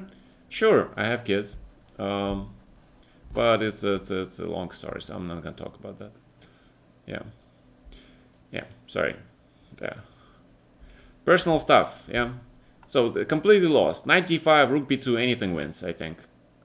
Bishop f2 is a threat now, so knight e4 probably. Rook e1. Rook e1, knight d5. Yeah. Knight d5, bishop h6, and bishop bishop g7. Yeah, comes to mind. Bishop g7 or knight c3. Knight c3 is even better. Yeah, knight c3 just yeah. But is it really better? It's safe. But is it better? I don't think that was the best move, because now this knight is... on the other hand, you cannot touch this knight with white, yeah? Can you? Rook c2 probably? And black wants to play king f7. Yeah, but knight on c3 was probably not the best. I really didn't like this knight c3, right? Bishop g7, as I mentioned before, is just, exchanging the pair of bishops and just going forward with this endgame. It was just winning. Knight c3, still winning, but some chances already. Okay, rook b1 I like. Rook b4. Now we're getting to real-time scramble. Oh, white take this pawn. Now white king has the f3 square. Come on, Geary, no draw. Please don't draw this. I was just telling how much you're cool. How cool you are, and then you're... Oh, bishop e5. He sees bishop e5. Okay, this is winning. He gets another pawn. Very materialistic. And is this going to be rook takes g4? I think it's going to be rook takes g4, yeah? Rook takes g4, and then rook h4, and then I grab another pawn. And when black is going to play with extra 3 pawns on boards, rook g4, king f3, rook h4. Yeah, rook h4, because rook h3 the threat, right? And yeah, black is 3 pawns up. He wins this game. Rook e2, rook h3, right? And if king e2, then rook e4, bishop h2. Yes. Geary! Congratulations, man. You've done it. You won your first game in a great style. You killed Dink with black color. No chance at all. You didn't give a chance to poor Dink, Now, this game was played at the Magnus level. No joke intended. It probably doesn't sound right? It didn't sound right. All right. As the Magnus in his best level, okay? Let's put it this way. So this game was cool. It was really cool. It was like best Magnus technique. Okay, so great job. He was celebrating on cam. Aha, you see these guys, you see Jan, he's like true Russian. You guys saw me, right? I'm always drinking something while I'm streaming. And you see Jan is like all Russian guys, like they usually drink tea and stuff, you know. I haven't seen actually a lot of people drink tea or drink any fluids, except maybe Maxim, yeah. But no, but yeah, like tea, like a cultural thing. So what is going on? Oh, they started the game probably. Yeah, they probably started the game. Oh my god, I'm missing the game. Oh, of course they started the game. Oh my god, I was spending too much time on Geary. But to be honest, not impressed. Hikaru just plays Queen's Gambit. He needs a draw. And I have a huge suspicion that he's gonna get this draw. But something went wrong here. I think Bishop e5 was the right move. Bishop f5 is kind of weird. And I think there's some huge theory here. Huge theory. I don't know this theory, so I have no idea. Yeah, but now white looks a little bit better. So Hikaru will be suffering this game. Sopiko is the most happy. Oh, that's beer. Oh. Alright. I don't drink beer. I don't know. Something about that smell just turns me off. I can't drink beer. You know, when I was young, and my father used to drink and smoke a lot. So every day, 2 packs a day, smokes per day. And drinking definitely is maybe, you know, a small glass of, maybe 2 glasses of something. One before, one after. And so I was curious, why is this such a great stuff? So I tried to smoke when I was like 6. After that, I never smoked, yeah. And I really hated it. And drinking also. You know, there's a tradition in Russia. You know, before New Year, they put this TV show. It's like every year, same show. And you're supposed to eat this Olivia salad, and you're supposed to drink alcohol, right? Yeah. Well, I said I only tried, yeah. I took a whiff of it, you know. I was trying to figure out why is it so cool, why he's doing it, yeah. So I took a whiff of it, and yeah, I realized, eek, it's not for me. So that actually helped me never smoke, ever, you know. And yeah, so drinking all that champagne on New Year's, I was like, no, thank you. Only when I got a little bit older, maybe some glass of wine, red wine, occasion, or never drank champagne, really. Maybe just a glass of wine, that's it, nothing more. And there was an episode which I mentioned earlier, like in the previous days, yeah. I drank some cocktail with rum, so that was pretty cool. Alright, so Queen d2. Why not castles? Because Bishop c2, Knight b3, right? That was a nice trick. So let's guys check it out. So let's check this Queen's Gambit again. So they play this Queen's Gambit all the time. Bishop f4. Wait, was it? Yeah, I think it was Bishop f4 line. And then what happened? Whoop. Castle z3, Knight d7, e3. Alright. Castle z3. So instead of playing c5 now, Jan decides to play this line, and he goes for this thing, right? So he basically takes, takes, takes, takes. And this is like a really famous line. Wait, Bishop e2, I think, right? Bishop e2, gotta be careful here. Yeah, Bishop e2 first. Bishop f5, then he grabs, Queen d4. You don't want to grab this queen because you'll be suffering forever. That's not exactly what you want to do. So there's this little trick. So if you castle, then you sort of blunder into Bishop c2, and suddenly you don't have Rook d2, Rook c1, Rook a1 because of Knight b3. And then boom, black is actually okay, right? Look at these rooks. They're very silly rooks. So this is the reason why white plays this Queen d4 move. He's not really scared of Knight b3 because this Knight d4, and again, white is just better because of the isolated pawn. And if Knight e4, then Queen goes to probably b4, and then you get the structure. So let's see what happened here. Oh, so it still happens. So okay. So Hikaru decides to go into the structure, and he thinks he makes a draw here. Wait. Queen d2, Knight b3, because they exchanged the knights, right? So exchange the knights. Grab, Rook d4. What else happened? Rook a8. Yeah, it looks like black is doing okay here, because white cannot really play king d2 because of check. He cannot castle because of rook c2. And probably has to play something like this. And after simple bishop e4, bishop g6, this looks very drawish. Check, rook d1, and just yeah, I was still suffering. I think white will still black is still suffering here a little bit. Yeah, I mean, this isolated pawn and that bishop of that color, yeah, still suffering. White has to play g4. It's the only move. Okay, maybe he can play bishop d1. I haven't really considered this move, to be honest. I haven't considered this move. Of course, it is natural once you see it, but really, bishop d1, rook c4 looks very strong, and then just d4, right? d4, black is trying to play d3, and you cannot have bishop e3 because rook c1. So the question is, what is this position? I think this is very close to being equal. Of course, you have f3, right? Becomes really tricky now.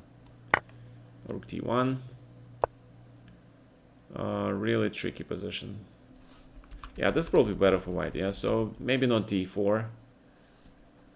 Maybe not d4. Maybe something like king f8. Wait for white to castle. Bring the king to the game. Rook d1, bishop e6. And I'll just show you the idea sometimes that's being used in such positions. For example, white plays e4. Black can just play sometimes rook d6 and play bishop b7. And this is extremely difficult to win because your pawn is on the light square, right? And if black king gets to d6, it's almost impossible to win this position. Even if you take all these rooks later, right? I mean, let's just, for the argument's sake, right? Let's just, for example, I just want to show you that this rook endgame, for example, is just definitely a draw, right?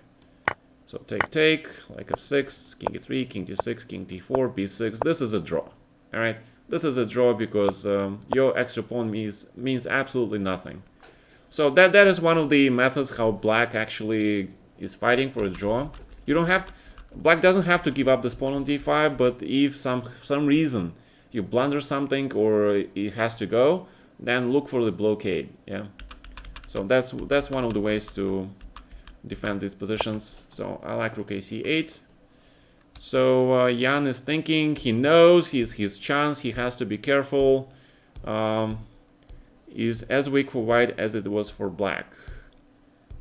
That's a pretty good point you're making, Mr.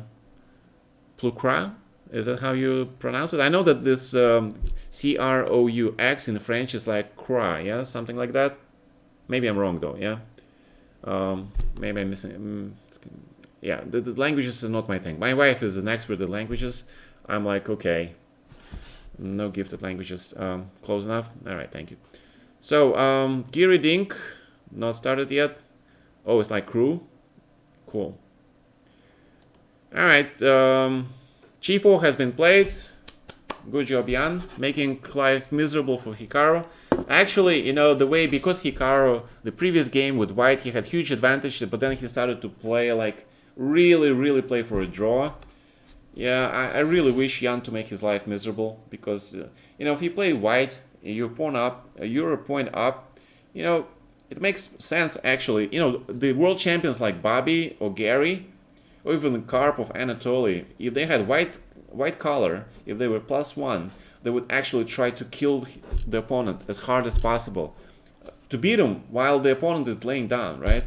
So not make some draw, but, you know, and go and kill him. And that is a champion mark, you know. And if you go and just go for a draw with white, I mean, yeah, you can do that. You can do that. It seems to be very solid. I mean, the only time you do that is if it is the last game in the match, you're leading +1 and you're playing white. Yes, in that case, you don't play for a win.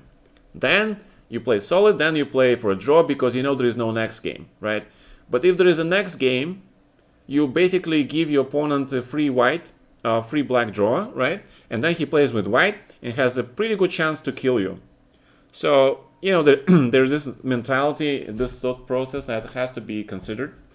And I'm saying, like, black now gets into kind of unpleasant endgame here. He's probably thinking about just playing bishop e6, no bishop g6, no bishop e4, nothing funky, you know, like that. Just bishop e6 and going for the king e7, try to draw, just, you know, squeeze it out, you know, passively waiting, you know, surviving this torture, but it is so unpleasant. And Jan, he's still one of the best endgame players as well. I mean, he's a top player, he's a candidate, right? All these guys are tremendous endgame players, with the exception maybe of... actually, no, there are no exceptions. All these top players, they're very good in the endgames. They know their stuff.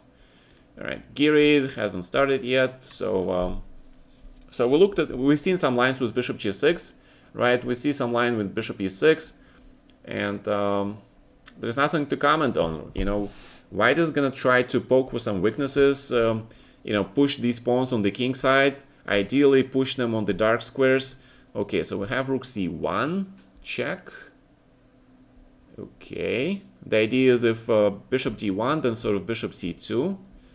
So we are expecting rook d1 now. Rook d1 has to be played because black will have to exchange the rook, and then bishop takes, and then white will probably play f3 and king d2, trying to meet d4 with e4 and trying to, you know, start, you know, circling this d pawn.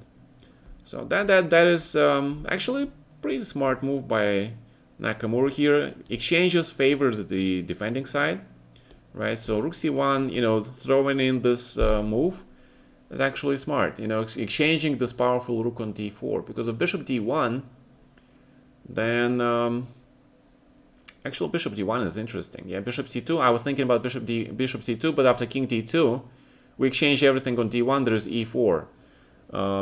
And what about here? King takes, right? Just king takes and f3 maybe.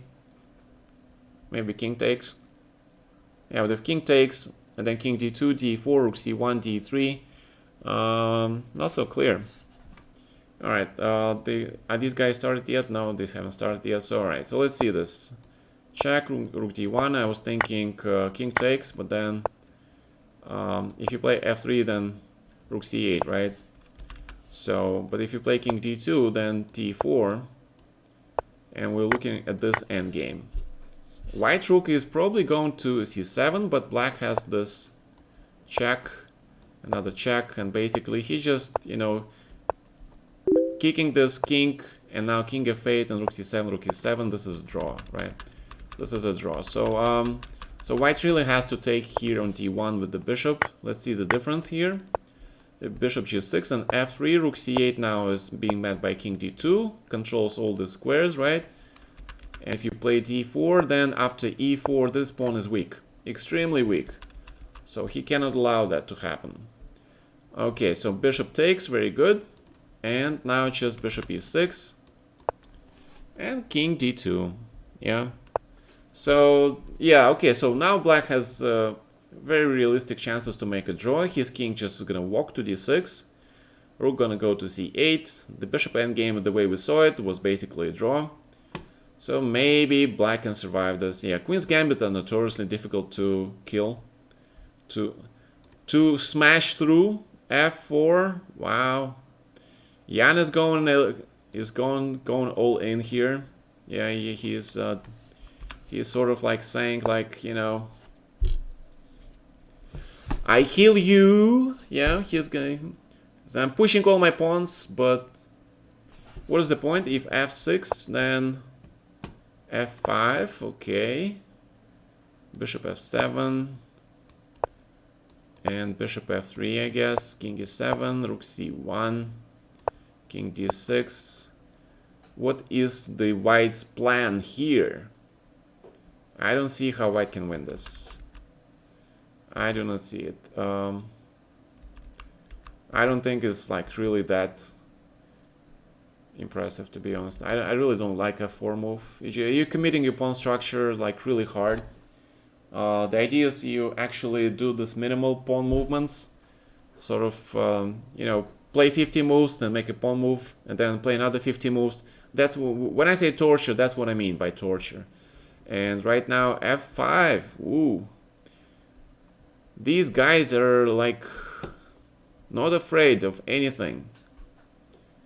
Yeah, if white cannot take on f5 because after bishop f5, rook d6 or d4, black is just better, yeah? So g5, d4, now that is the real test. Finally, the game starts here, and we are going back to this. You see how they arrived to the structure? You know, this was like Grunfeld's structure, right? Remember, in the previous game? And now you can arrive at this structure via this Tarish. So, they basically got the same thing going, except that there is no bishop on g7, and there is no knight on a5. d5. Unusual, rare bird.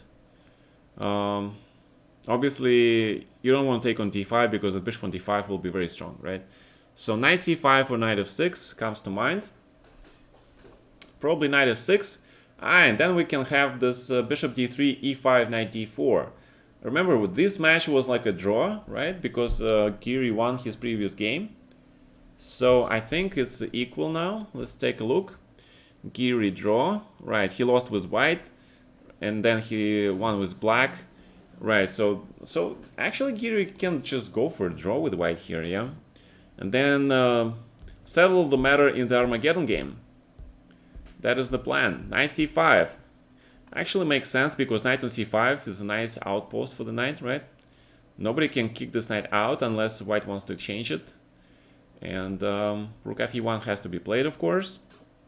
You know, white's gonna centralize his rooks. Standard stuff, like standard stuff. And the question is, what is black going to do? Take on d5, and then bishop b7 maybe, yeah. I think that's also pretty standard. And this is probably gonna go and be a draw. So let's go back to Nepomniachtchi. I don't think Nepo really wanted to play. Look at Nepo. Yeah, he looks so sad. Looks so sad. He realizes that he has no winning chances against Hikaru. Hikaru is just chilling. He knows he's gonna make a draw here. He's like looking at Nepo, and yeah, Hikaru, he's definitely chill. Very chill dude. Nepo is not happy at all. Yeah, he is. I can see that he's pretty upset. If you guys like, you know, check Nepo streams a lot, if you played him a lot, then you start to know what you kind of get to know your opponent. You know what it feels like. Yeah. So this is definitely pretty cool. Ding. You know, he's always like this. Yeah. I don't think that's such a great pose, because when you put your hands on your head, you kind of press those points on your head, right? On your skin, also on the skull, right? There's like vessels with the blood vessels. It's really considered not to be a great idea to press all this stuff, because you kind of limit your blood flow, right? So it's kind of a thing like that. Anyway, and oh, they agreed on a draw. Oh my God, they agreed on a draw. No, they didn't agree on a draw. What's going on? No, they didn't agree. Yeah, they just, those guys just put it there, just for show. So rook a d1, and the reason why white didn't take on e6, because after probably just knight takes. Yeah, I think knight takes would be better. Inviting white to exchange his bishop, because in the endgame, bishop and rook is stronger than the knight, so that will be good. Maybe stimulating. Yeah, it depends, but I see a lot of players do this stuff with the. It probably depends on your individual feeling, right? For some people, maybe it helps. When I do this, I know that you know, after some time my head starts to swim a little bit. So you know, probably depends on the blood flow, right, and overall health. So rook a d1, rook c8 looks like to be an inaccuracy. I would have taken this pawn on d5. I'll probably just take this pawn on d5 and then queen f6, rook d8. Just play something like this. All right, let's take a look. What happened in the Nakamura game? All right, black is just better. Black is just better. d4. Black is just better. Yeah. Okay, Nepo completely misplayed his endgame. When I call him like really strong in the endgame, I didn't mean this f4 move, but after this f4, he has to play g5. Now he has to play g5, absolutely. but he took on the f5, and I don't like this. Nepo really screws up this position. The way he was very upset, I think he just basically agreed that he's not going to win this game. And yeah, that's actually not a great mindset. You should fight until the very end, not give up. And rook d6, bishop e4 looks very strong for black, with the idea of rook g6, rook g2 coming. So I don't like this d4, d3 stuff, because if white gets somehow later e4 in, even if black gets this bishop on a4, you know, there's bishop f3 maybe. It's not so simple, yeah, because rook c8, rook c2. So just to show you what I'm talking about. So let's just quickly show you what I'm talking about. Bishop b3, king f8. So we're talking about this line, right? d3, king f2, bishop e4, rook d2. And for example, if white plays bishop here, then black has rook c8, and you have no time for bishop f3 because of rook c2. Okay, this is important. I mean, of course, black can also play king f6, and then bishop f3, king f5. Yeah, this is still like probably black is better, yeah, because rook is going to c8 and to c2 anyway.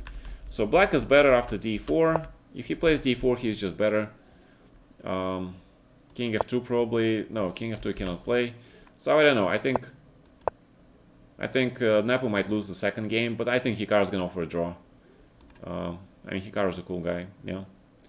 So he's very cool. So so this happened, and now bishop just goes to e4, rook d2, bishop e4, king e7. White is worse. White is worse, ladies and gentlemen. White is worse. So okay, let's go back to Ding game. So how do you go? Knight f6, e6, d5, right? Okay, knight f6, e6, d5. I think knight c3, c5. Kramnik actually played it with black, so that was pretty famous stuff. Take, castles, and then bishop c4, knight d7. Actually, knight d7 is very rare bird. I think b6 is actually more played, but I can be wrong. Okay, knight d7, castles, make me a castle, d5, knight c5. I like rook fe1, bishop b7. You know, I kind of like taking this pawn, then playing queen f6. But then again, I'm not playing in the tournament, right? And the computer says that white is better. There is a ton of analysis here. I'm pretty sure this all's been analyzed and it's all very well known, and there's a huge analysis here. Right, so okay, so what happened is he played rook c8 immediately, and we have h4. Wow. If you guys really want to know how this line is being played, you should study Dominguez games. I remember I saw Lanier playing this stuff with black and with white a lot. Okay, so so this is what this is the Dominguez, one of the specialists. Oh, he just missed d2, but rook b6 is also good, yeah. But after d2, black is just winning. My God, because there is never can be king e2 or e4 now because of rook d3 check. My God, Hikaru, you missed d2, man. How can you miss d2? My God, you were winning, and now it's a draw, of course. Oh, now black is winning again.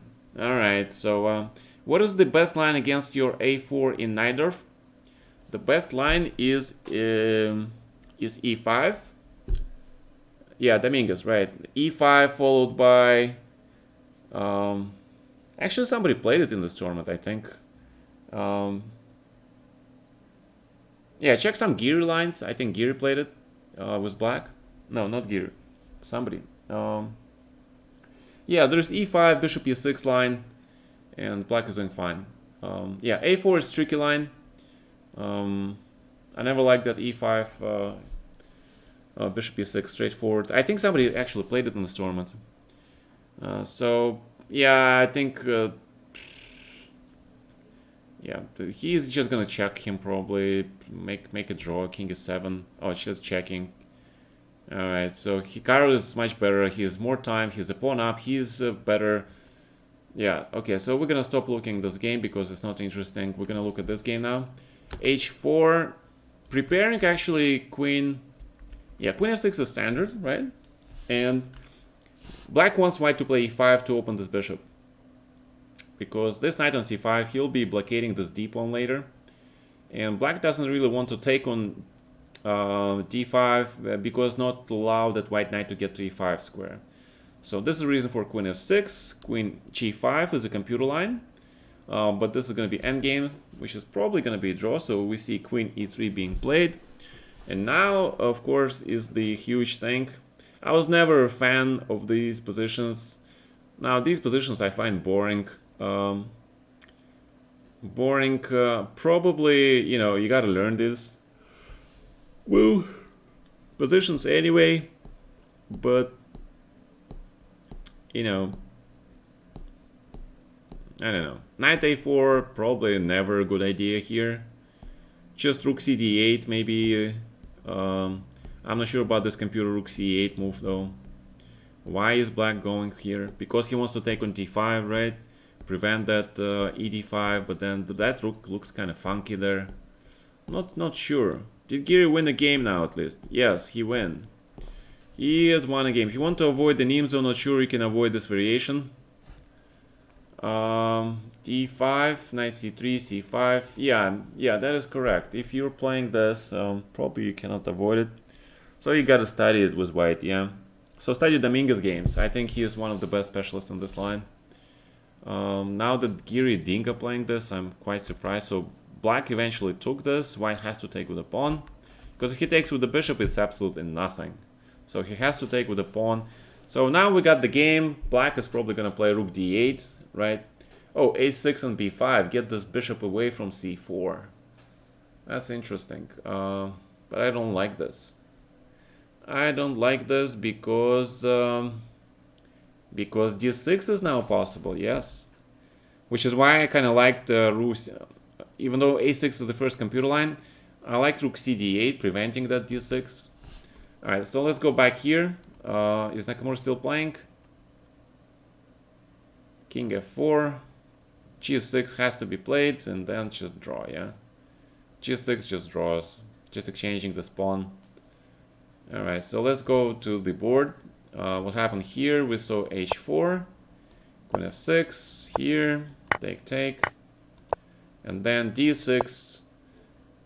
Oh, I like white's position now, but it's at first glance I was considering b5, and then white is really better now. But of course you have this bishop f3 stuff, yeah. And what is this endgame? What is this endgame? b5 has to be played, otherwise rook e7, and bishop f1. Yeah, very strong move. Strong move. Black doesn't have rook fe8. He has to play this. Then of course bishop goes to h3. So you cannot really play this because of rook c1. Nice. So, but if... Yeah, but 96 probably, yeah. Because you don't really want to allow white rook to get to e7 here. Although, is it really so criminal to allow this rook here? King f8, g6. I mean, black has nice blockade there, right? Rook c7. Alright, so that rook on 7s is unpleasant, yeah. So, so what knight e6 does is that if you take this thing, then black just plays rook d7, rook d8, king f7, f4, and rook e1, for example, then yeah, rook d5. Yeah, this looks like a draw. So, you know, these positions are notoriously difficult to play and also win for white. So, again, thank you for following. Thank you for joining the channel. These guys are still playing.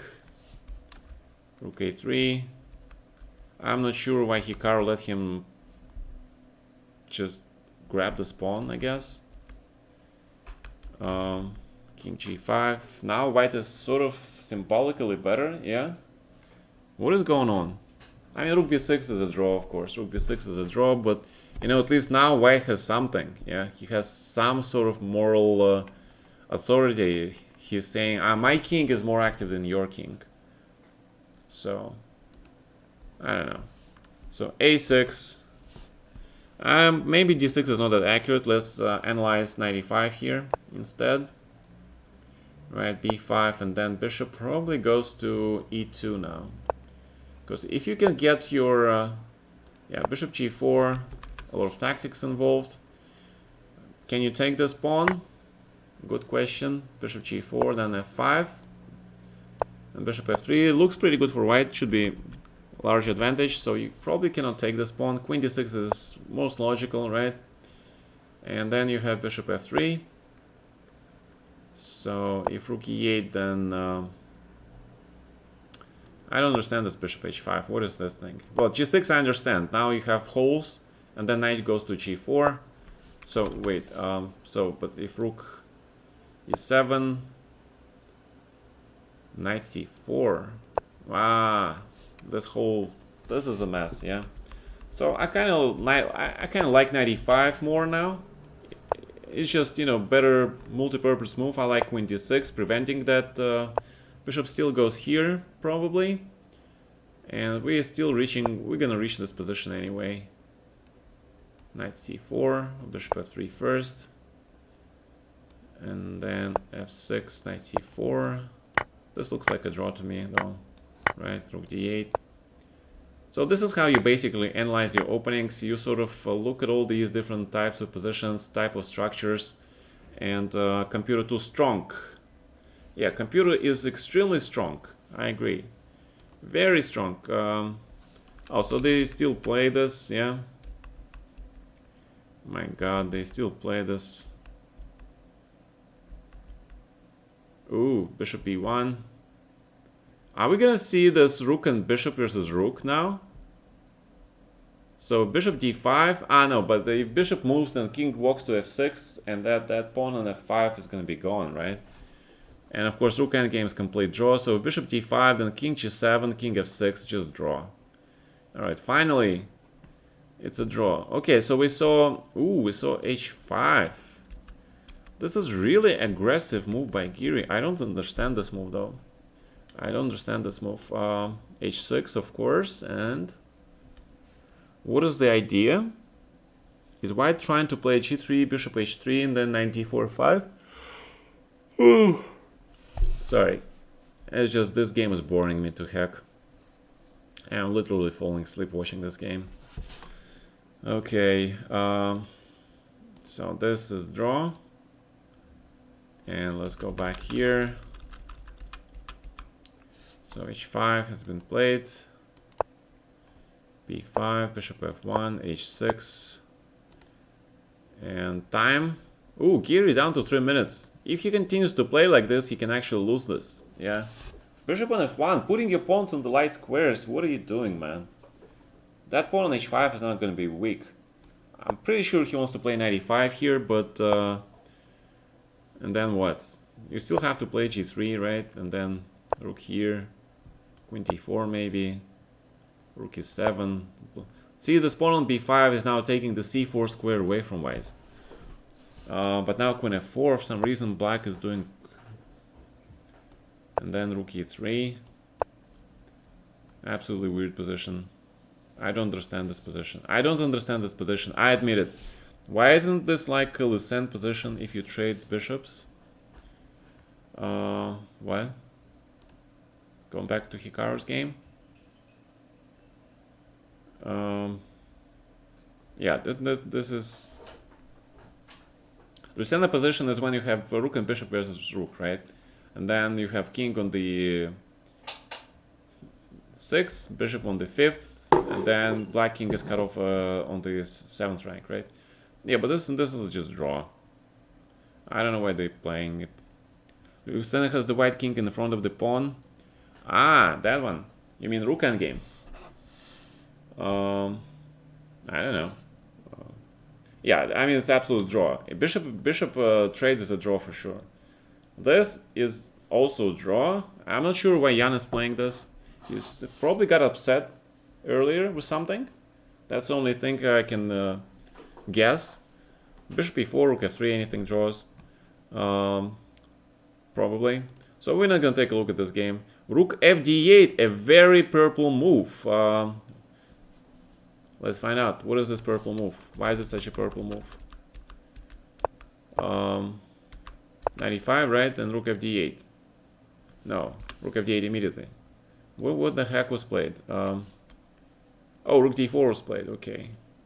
Rook d4. And the wrong rook, right, goes to d8. The wrong rook. Should be this rook. The idea is that you need rook on f8 to protect your king, and f guard the pawn. And he plays this rook. And for some reason, after rook f4, if queen d6, then this knight h4, f5. Now, actually, white is justified by playing this h5 thing, because knight f5, rook g4 looks absolutely killing. Yeah, this looks actually like white is winning now. Wow. All it takes is one mistake at this level, guys. All it takes is just one mistake. And if Dink has played with this rook, if he played with the correct rook, right? Queen b6, and if knight h4, then take and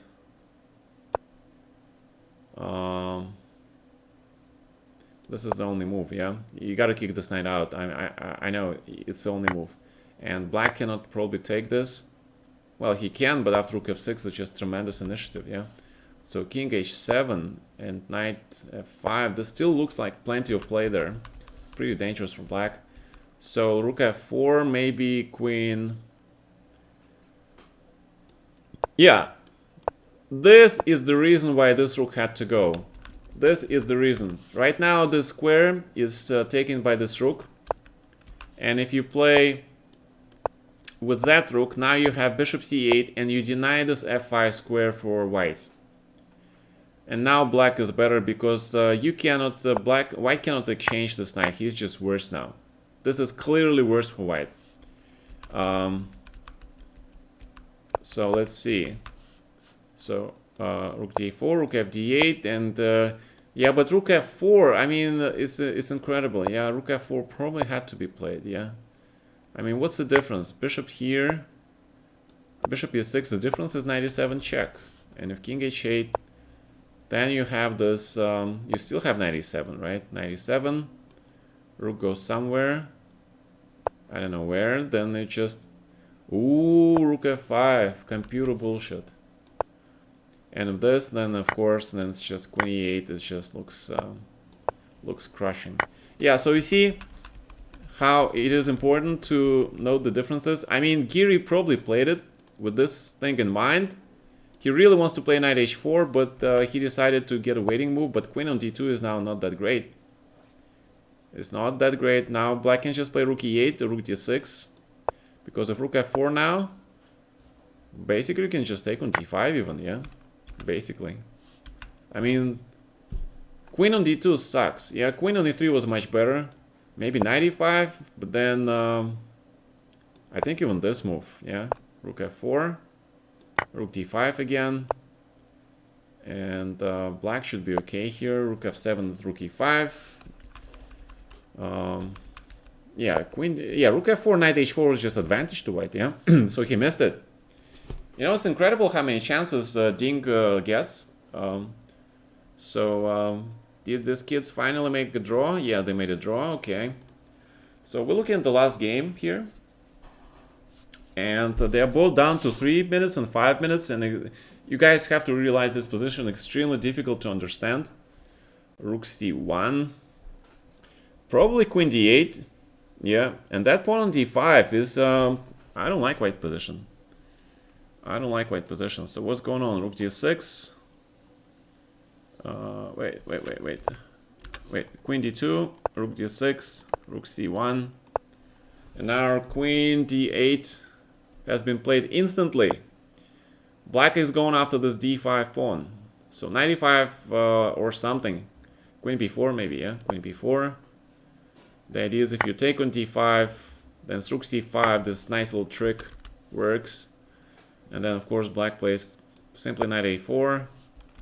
He is doing okay. So what happened? Queen b4. So Giri is playing for a small trick. And, you know, he could have sacrificed this pawn, but get his knight to f5 and get this attack, right?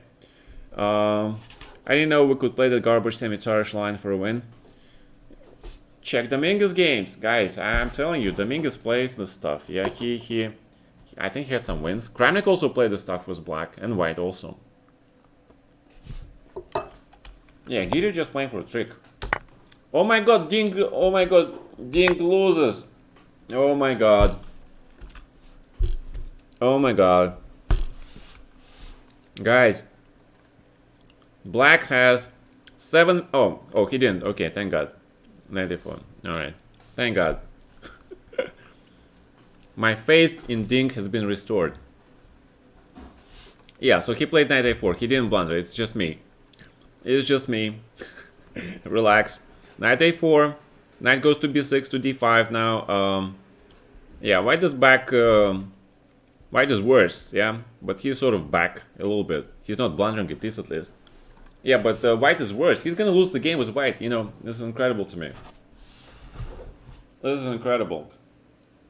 He spent 2 tempi in a position like this where each move counts, because if black gets his pieces into the game and he wins that pawn on d5, it's game over for white, yeah? And he plays queen d2, queen b4, exactly where black is stronger, instead of playing knight h4, knight f5 and going for that attack, yeah? Crazy. Alright, so 95 was... Why is 95 so cool? Bishop c4 is just worse, yeah? So, this pawn on d5, okay. And if rook takes d5, then what? What happens if black just takes on d5?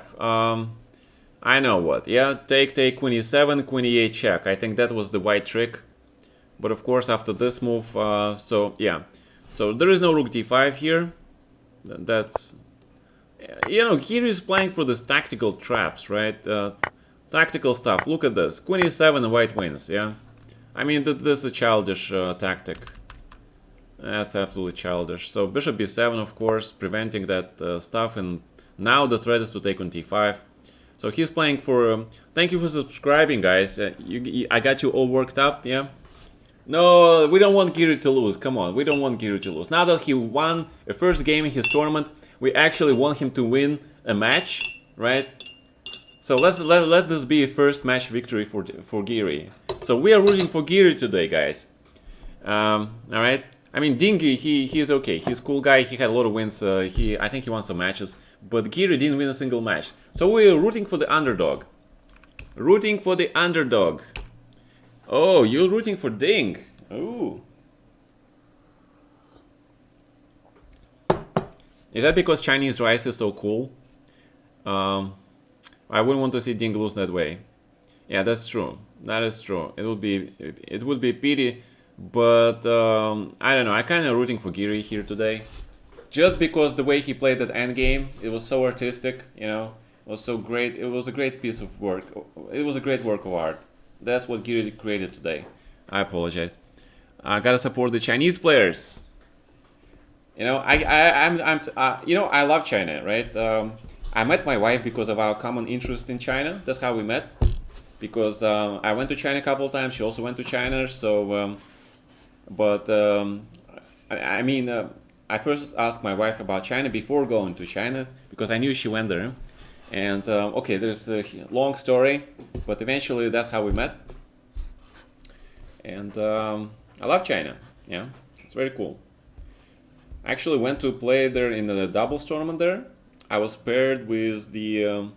so in that tournament, you had Nigel Short paired with the... you also Karpov playing, I was playing, I was paired... You know, you have this foreign GM paired with a Chinese woman grandmaster. And in the final, I was paired with Xiuhua, I think. Xiuhua, yeah. Xiuhua. All right. Well, I'm pronouncing it wrong. So and I was paired with her against Nigel, and Nigel was paired with the Xu. Yeah, yeah. And you know, it was incredible. You know, basically you have this all women Chinese world champions, right? Past, present, and not future though, yeah.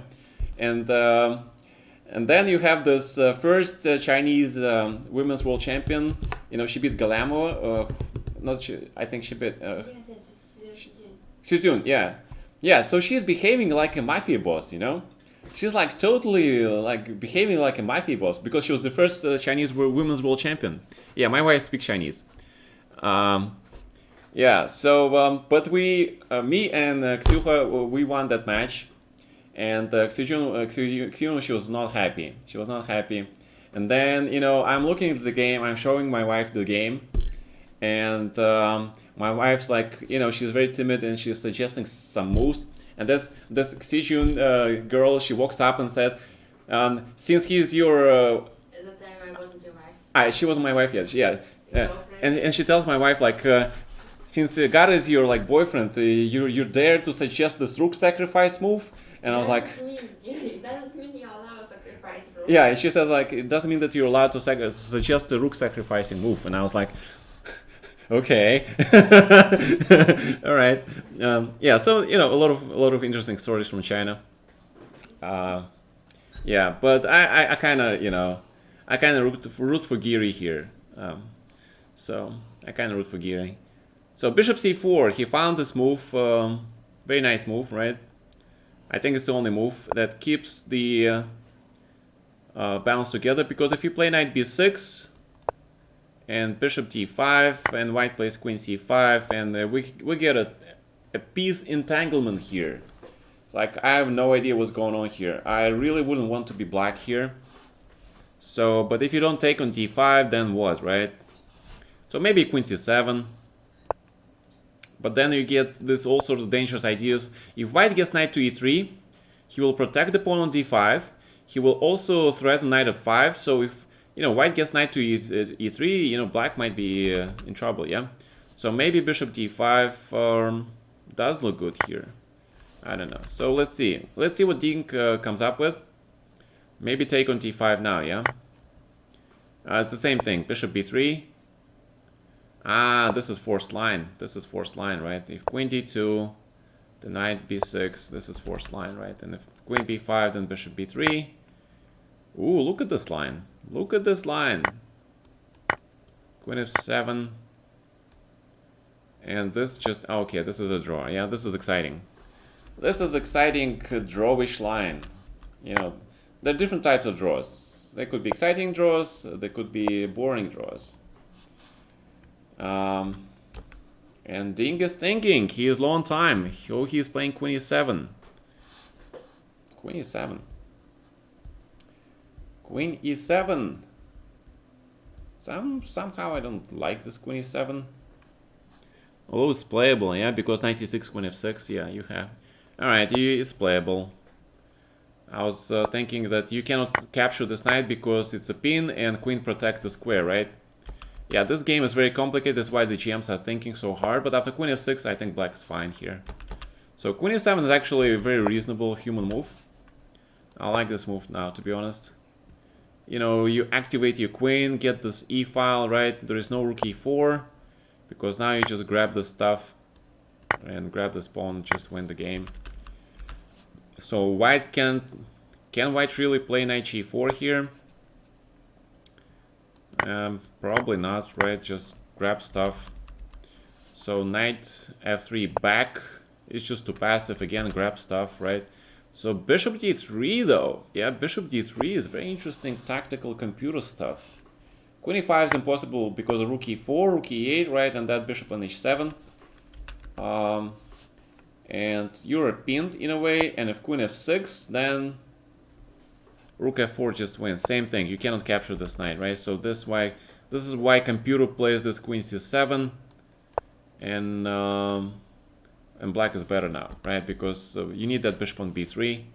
So what happened in the game? Ooh, what happened? Bishop b3, queen e5, rook e4. Okay, If queen f6 and check and bishop c2, a5 is the only move.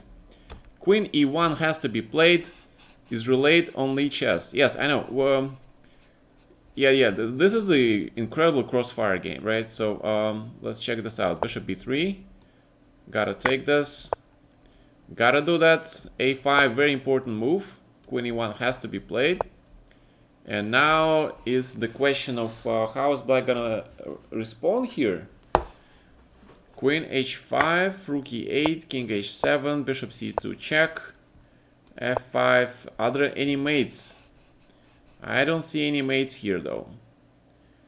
Queen e5, rook d5, right? So there is no mate, so the computer suggests queen e7.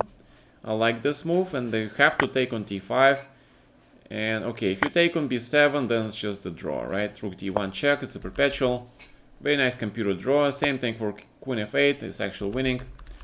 So taking on h5, this taking this pawn is very sensible.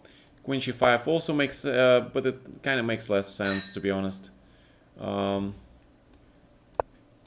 you really don't want to allow this bishop c2, I think. Maybe it's okay, though, yeah. Queen e5, rook d5, and then queen b8 maybe. Oh, but there is mate, right? So yeah, so this I don't know. Yeah, queen h5. I think black is just gonna win this.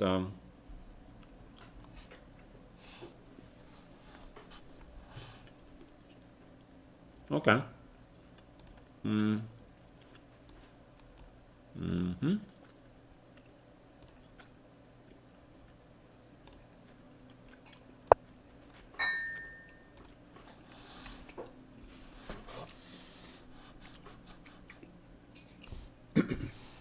Yeah.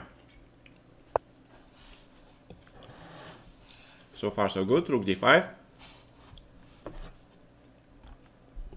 Oh, rook d5 is the only move, right? Queen e6, and then perpetual. Rook d1, queen h5. No, but black wants to win. I'm sorry, black wants to win now. Let's keep this thing open. So what happens? Rook d5, queen e6.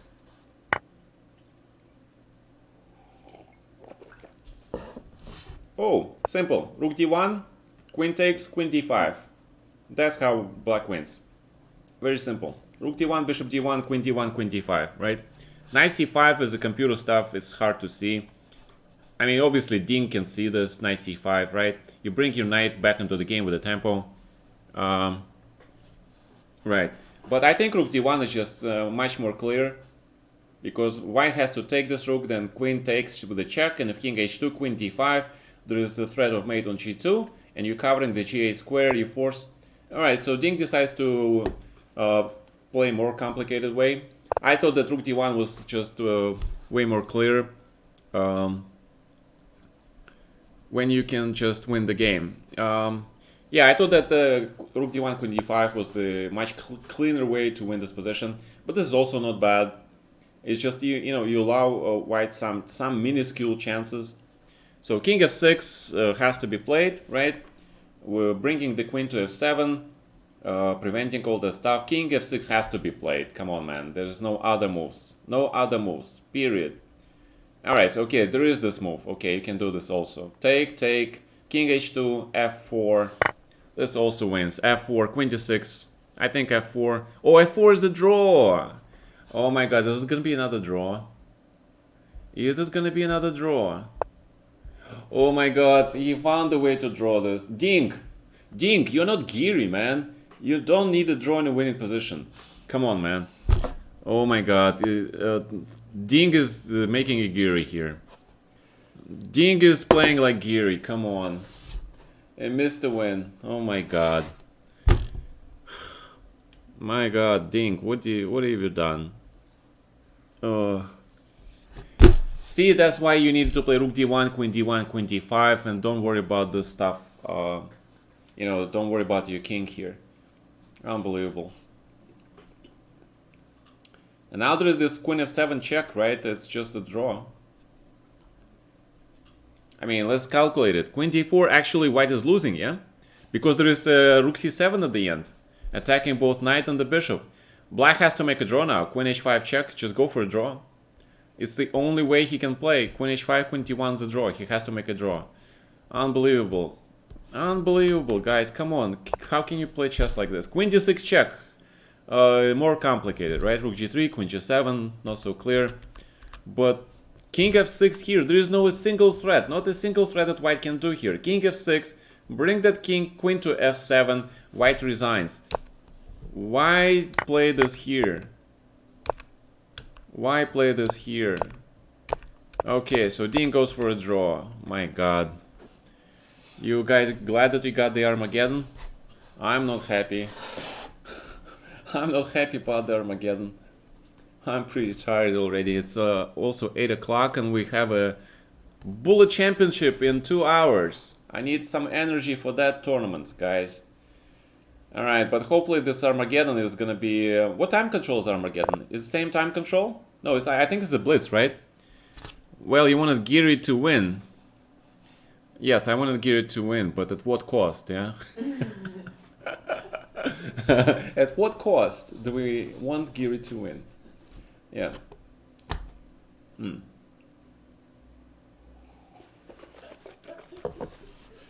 Yeah, he just cheated death. Yeah, that's pretty much. If death named Ding, yeah, death. There was a great movie, guys, about this death character. It was about 2 women, and the guy was played by the. Oh my god. Ugh.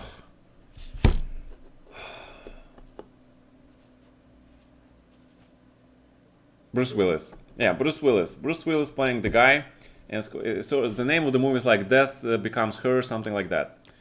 5 minutes for white, 4 minutes for black. All right, let's see this. Where is the bullet tournament? The bullet tournament is if you go to the LiChess main org page here. You see here the title arena warm up, and then there is a title arena, right? This one. They're already okay, but it's titled only, unfortunately, yeah. But you guys can play this arena. It had the warm up arena open to all with the $100 prize pool. You guys could have played there, all right. So somebody challenged me 3-0. No.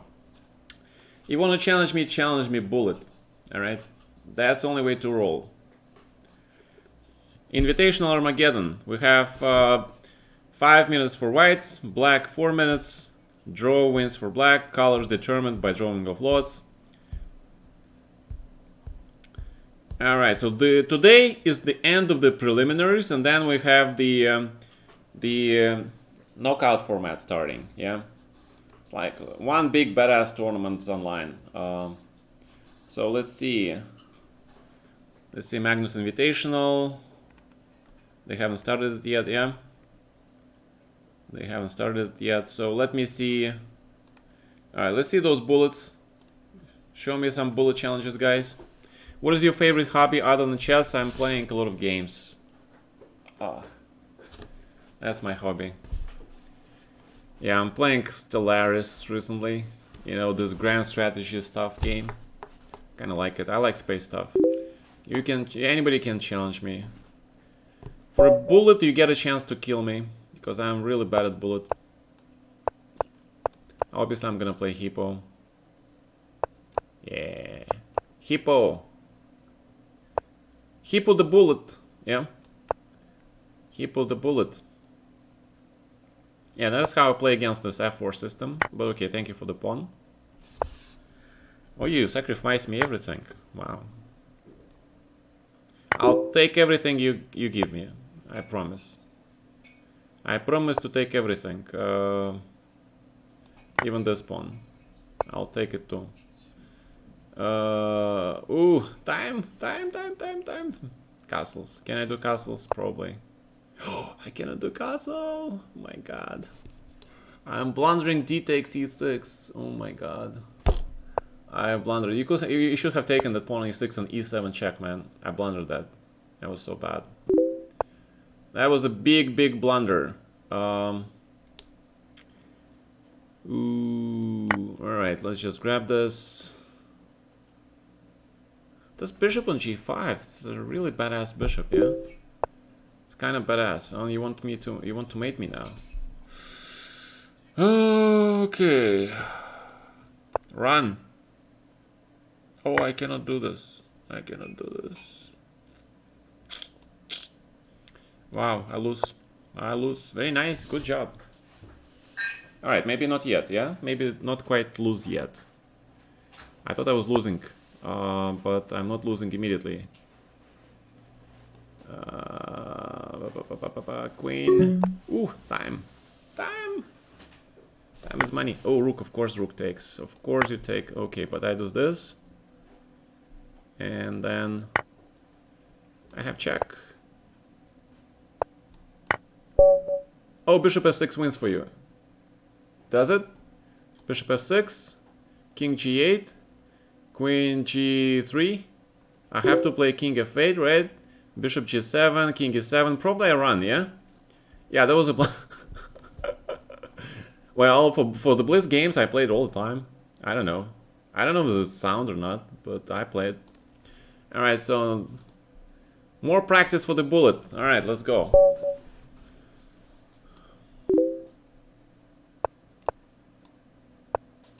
More practice for the bullets.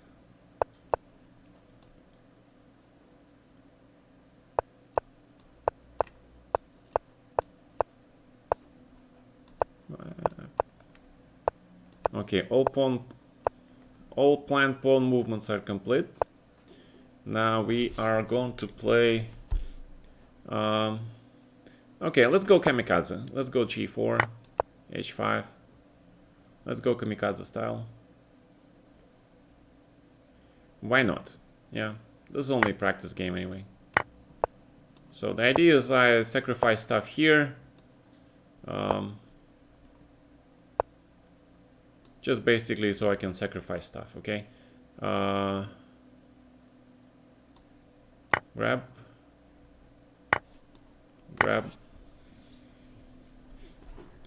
So what is this position? This looks pretty weird. Yeah, it's kind of weird.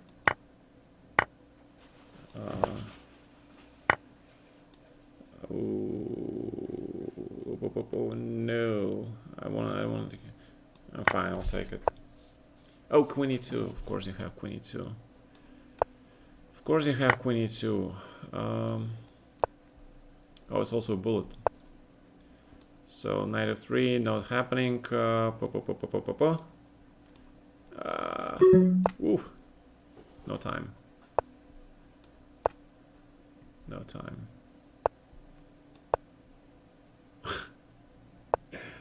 Oh, I'm blundering, and you're not using my blunders.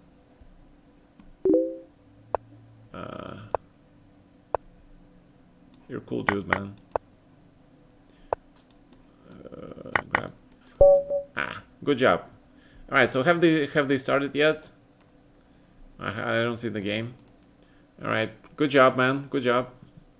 All right, Senator. Good job. Yeah, in bullets you don't have time to think. You gotta react, right? Yeah, I told you I'm not that good in bullets. Not that good. Sure.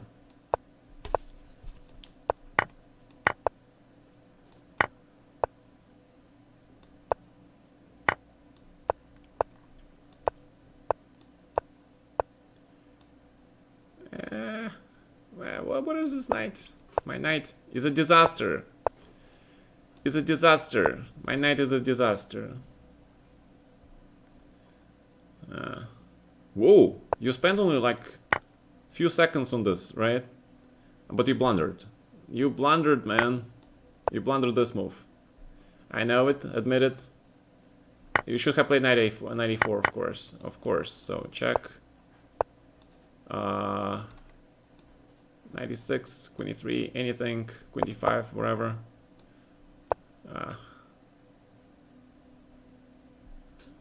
Yeah. All right. So what else? Do we have the game? Okay, let me open the chess bomb because that way I know what's going on. Give me a second, guys.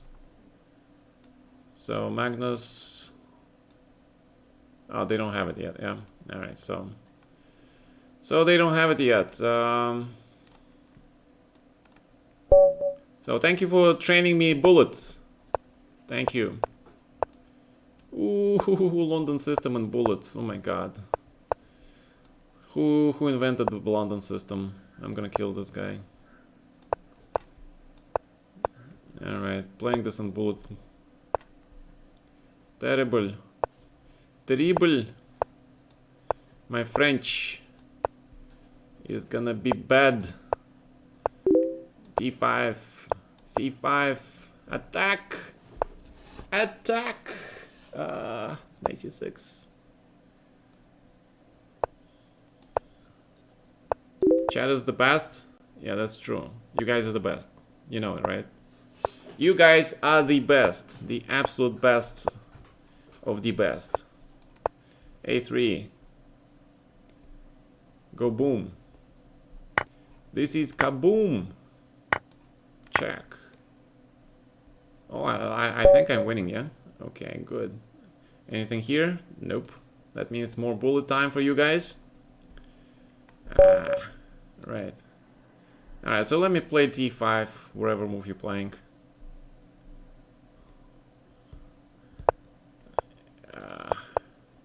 I'm playing Petrosian. Yeah. The power of the Petrosian Queen's Indian, reversed. Oh, you're playing Hippo against me. Oh, you naughty boy. You naughty boy, playing Hippo against me. Alright, I'm gonna play d4. I'm gonna play this line. This is actually a very good line to play. And then you just play g5 here. Yeah. Because that bishop on g2 is like kid bishop, is not that great. Your bishop on e7 is much better.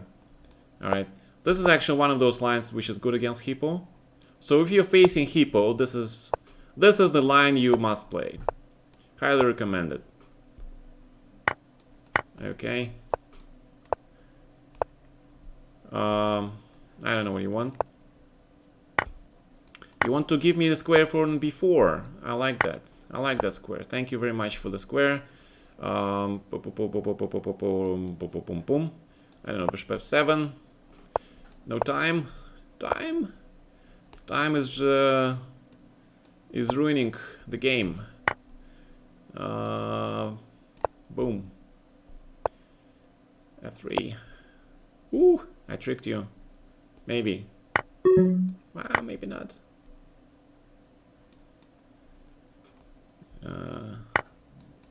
Double check. 95. 96. Ooh. Ah, Bullet Master. Alright. Pre-moving, right? Ah. Good job, man. Good job. Just much faster. Yeah, speed is everything, right? Yeah, this Petrosian approach. Yeah, that's true. Alright, so we have the Armageddon. Ready? They don't have it here yet, yeah? Alright, so let's wait for the Armageddon. That's supposed to be starting soon. Alright, so that was Bullet, yeah? I have to practice some Bullet before today's title arena. So thank you for, giving me some practice. And we're waiting for the LiChess version of this. It's not. Is it? That's Hikaru's game, right? Anish. Where is this game? What are they doing? I don't see it. All right, so I'm gonna move back here to this chess bomb. Kyrgyz facing Magnus tomorrow. Is he? Why is he facing Magnus? I thought it was knockout tournament. Is there now? Where? Oh yeah, it is. Alright, so let's quit chess bomb then. Alright, so let's watch it, guys. Enjoy it. It's last game for today's Magnus Invitational Tournament. So, game 9, yeah. Alright. Let's go, guys. 0.5 advantage for white by stockfishing your local browser. That's a bit too much. It is a bit too much. Thank you guys for following. Thank you for joining. I'm waiting for those new emoticons. I know you guys deserve them. You know, I have a lot of subscribers now. I have, I think, around 100 subscribers now. Wow, way to go, guys. You know, I've been streaming only since the start of the April, and I think I started on April 2nd or 3rd, and now I have finally, you know, 100 supporters. Thank you guys so much. Appreciate it. All right. Ooh, wow, look at the moves coming in. Spanish game. Who is playing what? Who is playing what? Wait. Who is playing white? Who is playing black? The Armageddon game. Geary plays white. So I'm pretty sure Dink chose black. Anish is white. Yeah, so he has to win. Yeah. You know, in a must-win situation with Geary is probably not simple. Knight h5 now. Hello? Knight h5 looks pretty badass. What is going to be on knight h5? g3. Ah, g3. Oh my god, look at this weakness. Knight takes f4, f6, and then what? Where is the knight going? Where is this knight going? d4 is the only move by white, and then simple bishop b6, knight d3, bishop f5, right? You know, they're playing like they're playing a bullet. The white actually has time to think. d4 is the only move, but he is already much worse now. Bishop d4 probably kills, yeah. Bishop d4, yeah, makes sense. Knight d4 is bad, just bad. Maybe castles here. So let's add the benefit of the computer here. Bishop d4 is the first line. Knight d3, bishop takes b2, and white pawn chain is in ruins. Dink is black, crazy theory. Right, so bishop takes b2, bishop g4. Bishop b2 is... oh, bishop f5. I like bishop f5. Active Spielen, forcing white into the defensive. So black has better position. I would say much better position. And he has to only make a draw to win this match. Pretty unfair, to be honest. You know, Armageddon is pretty unfair. You know, white should get more than just 1 minute advantage, because the odds are just way high. I think white should get at least 2 minutes advantage. Now that would be more fair. You know, 2 minutes, I think, you know, okay, that's a larger handicap for black, because, you know, so black is winning. Yeah, he's destroying white completely. Extra pawn for black, great, superior structure, endgame, anything. White is already lost. Yeah, he is lost. I mean, he blundered in the opening. He had time to think. Why he is playing so fast, I have no idea. Rook d3, rook e2, right? Okay, rook d8 just to be safe. Rook e2, activate that rook. Grab all those pawns, and black is just winning. Yeah, winning. e4, e5 into Dink wasn't super smart. If you want to win, going e4 was not smart. I mean, probably not. Unless, yeah, if you have to win with white and you're facing e5, you gotta go to Scotch, right? Scotch was the opening. It is a huge fighting opening. I'm not talking about 4 knights. I'm talking about the Scotch, the way it was played by Gary against Karpov. And Nepomniachtchi is also a huge expert on the Scotch defense, right? This is a huge fighting opening. Scotch, remember that queen e2, g3, bishop g2, those crazy lines. This is actually equal. But rook d1 check, right? So just basically draw. Yeah, rook d2 maybe. Yeah, rook d2. Yeah, okay, king e7. Run with your king to the queen side. You know, white can never win this. Right, king e6. Okay, king e6 works also. I don't like king e6 though. King e7 probably more accurate to have rook e1, rook e6 defense, because now. But now rook f7. Rook f7 is good. Rook f7 is good, yeah. Okay, so white wants to keep this king. Rook e6. Rook e6, right, and it's just very safe. Very safe for black. Black king runs to the d7 square to save heaven, and once he gets there, is just a draw game. So rook d6 back, or a5, a4. King is 7 now. Wait, a5 maybe, yeah? a5 just to be sure. Yeah, put that pawn on a4 so it's not under attack. It's being protected. And I don't see a single plan for white how to win this game. A4. All right. It's actually not a bad try. Exactly, just take this. Most of the Armageddons have been really poor, to be fair. Yeah, and they are. I mean, Sash said Nakamura's bullets are higher quality than all Armageddons so far combined. That's true. That is true. I mean, Nakamura, he is the bullet specialist, right? He is the specialist in bullet. Rook d5. All right, at least something for white. Yeah, not there is no immediate draw inside here. Pawn is protected, so white is going for that rook a8, but c5 just draws.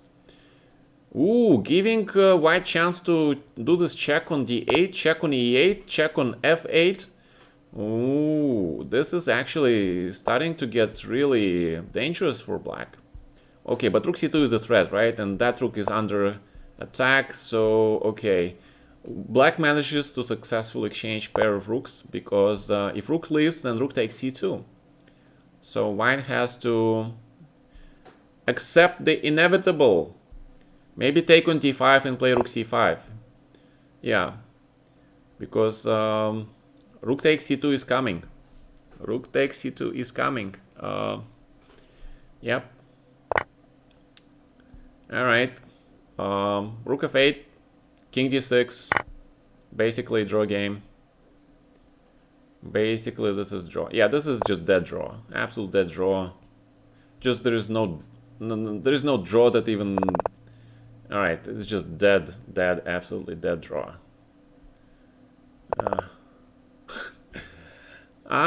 Do they have increment? They get increment after move 60. I see. So okay, 2 more moves and then there's increment, right? All right, if there's increment, Gir is gonna accept the draw. Yeah, but he didn't lose the match, right? He lost the Armageddon game. He didn't lose the Armageddon game. He drew the Armageddon game. So he drew the match, but it's just the tie breaks are better, right? So let's call it this way. Black has better tie breaks, and that's how he moves on. I call it a tiebreaker because you know it's the even score. The Armageddon game is a draw. It was basically a tiebreaker, and the guy who has better tie breaks, he moves on. All right, so 60 moves, draw. Have they agreed to a draw? Black advantage too strong. Yeah, he is. It's just too damn strong. You know, draw qualifies. I mean, it's an old rule, but they should start rethinking it, because the draw odds are just way too large. Especially, I think in the official FIDE time control, Armageddon is, I think, 5-4, right? Here they have 6-5. So it should be 6-4. 6 minutes for white and 4 minutes for black. I think that will be fair. Because in this day and age, you know, openings are analyzed until draw, and it's really hard to get any advantage with white in the opening. So that basically means you have 2 extra minutes to come up with some plan in the middle game to outsmart. So they agreed on the draw, right? So the match is over. So Ding has better tie breaks. So he, unfortunately, Giri didn't win last game. He was completely winning. Wait. He was completely winning with that knight h4 f5, and then Ding was completely winning with black, and then it was a draw. So that's it for today, guys. That's it for today's commentary of the tournament. I will be back in 1 hour and a half for this titled Bullet Arena. I have no idea. I suspect I'm gonna get so many losses there. It's just not gonna be funny. If I see that I'm losing too much, I'll probably stop playing. But at least you will see me playing some bullets. Yeah, I haven't played bullets in ages. I hate bullets, to be honest. But because, you know, I really don't like being flagged. But in bullet, I'm gonna get flagged all the time, right? So all right, I'm gonna get some rest, get some food. The round robin ends on April 30th. Oh really? So they still play more stuff, yeah? Alright, you guys, thank you for keeping up with me. And I know there's this huge sound, some neighbors doing some repair work or something, whatever. And I'll see you soon.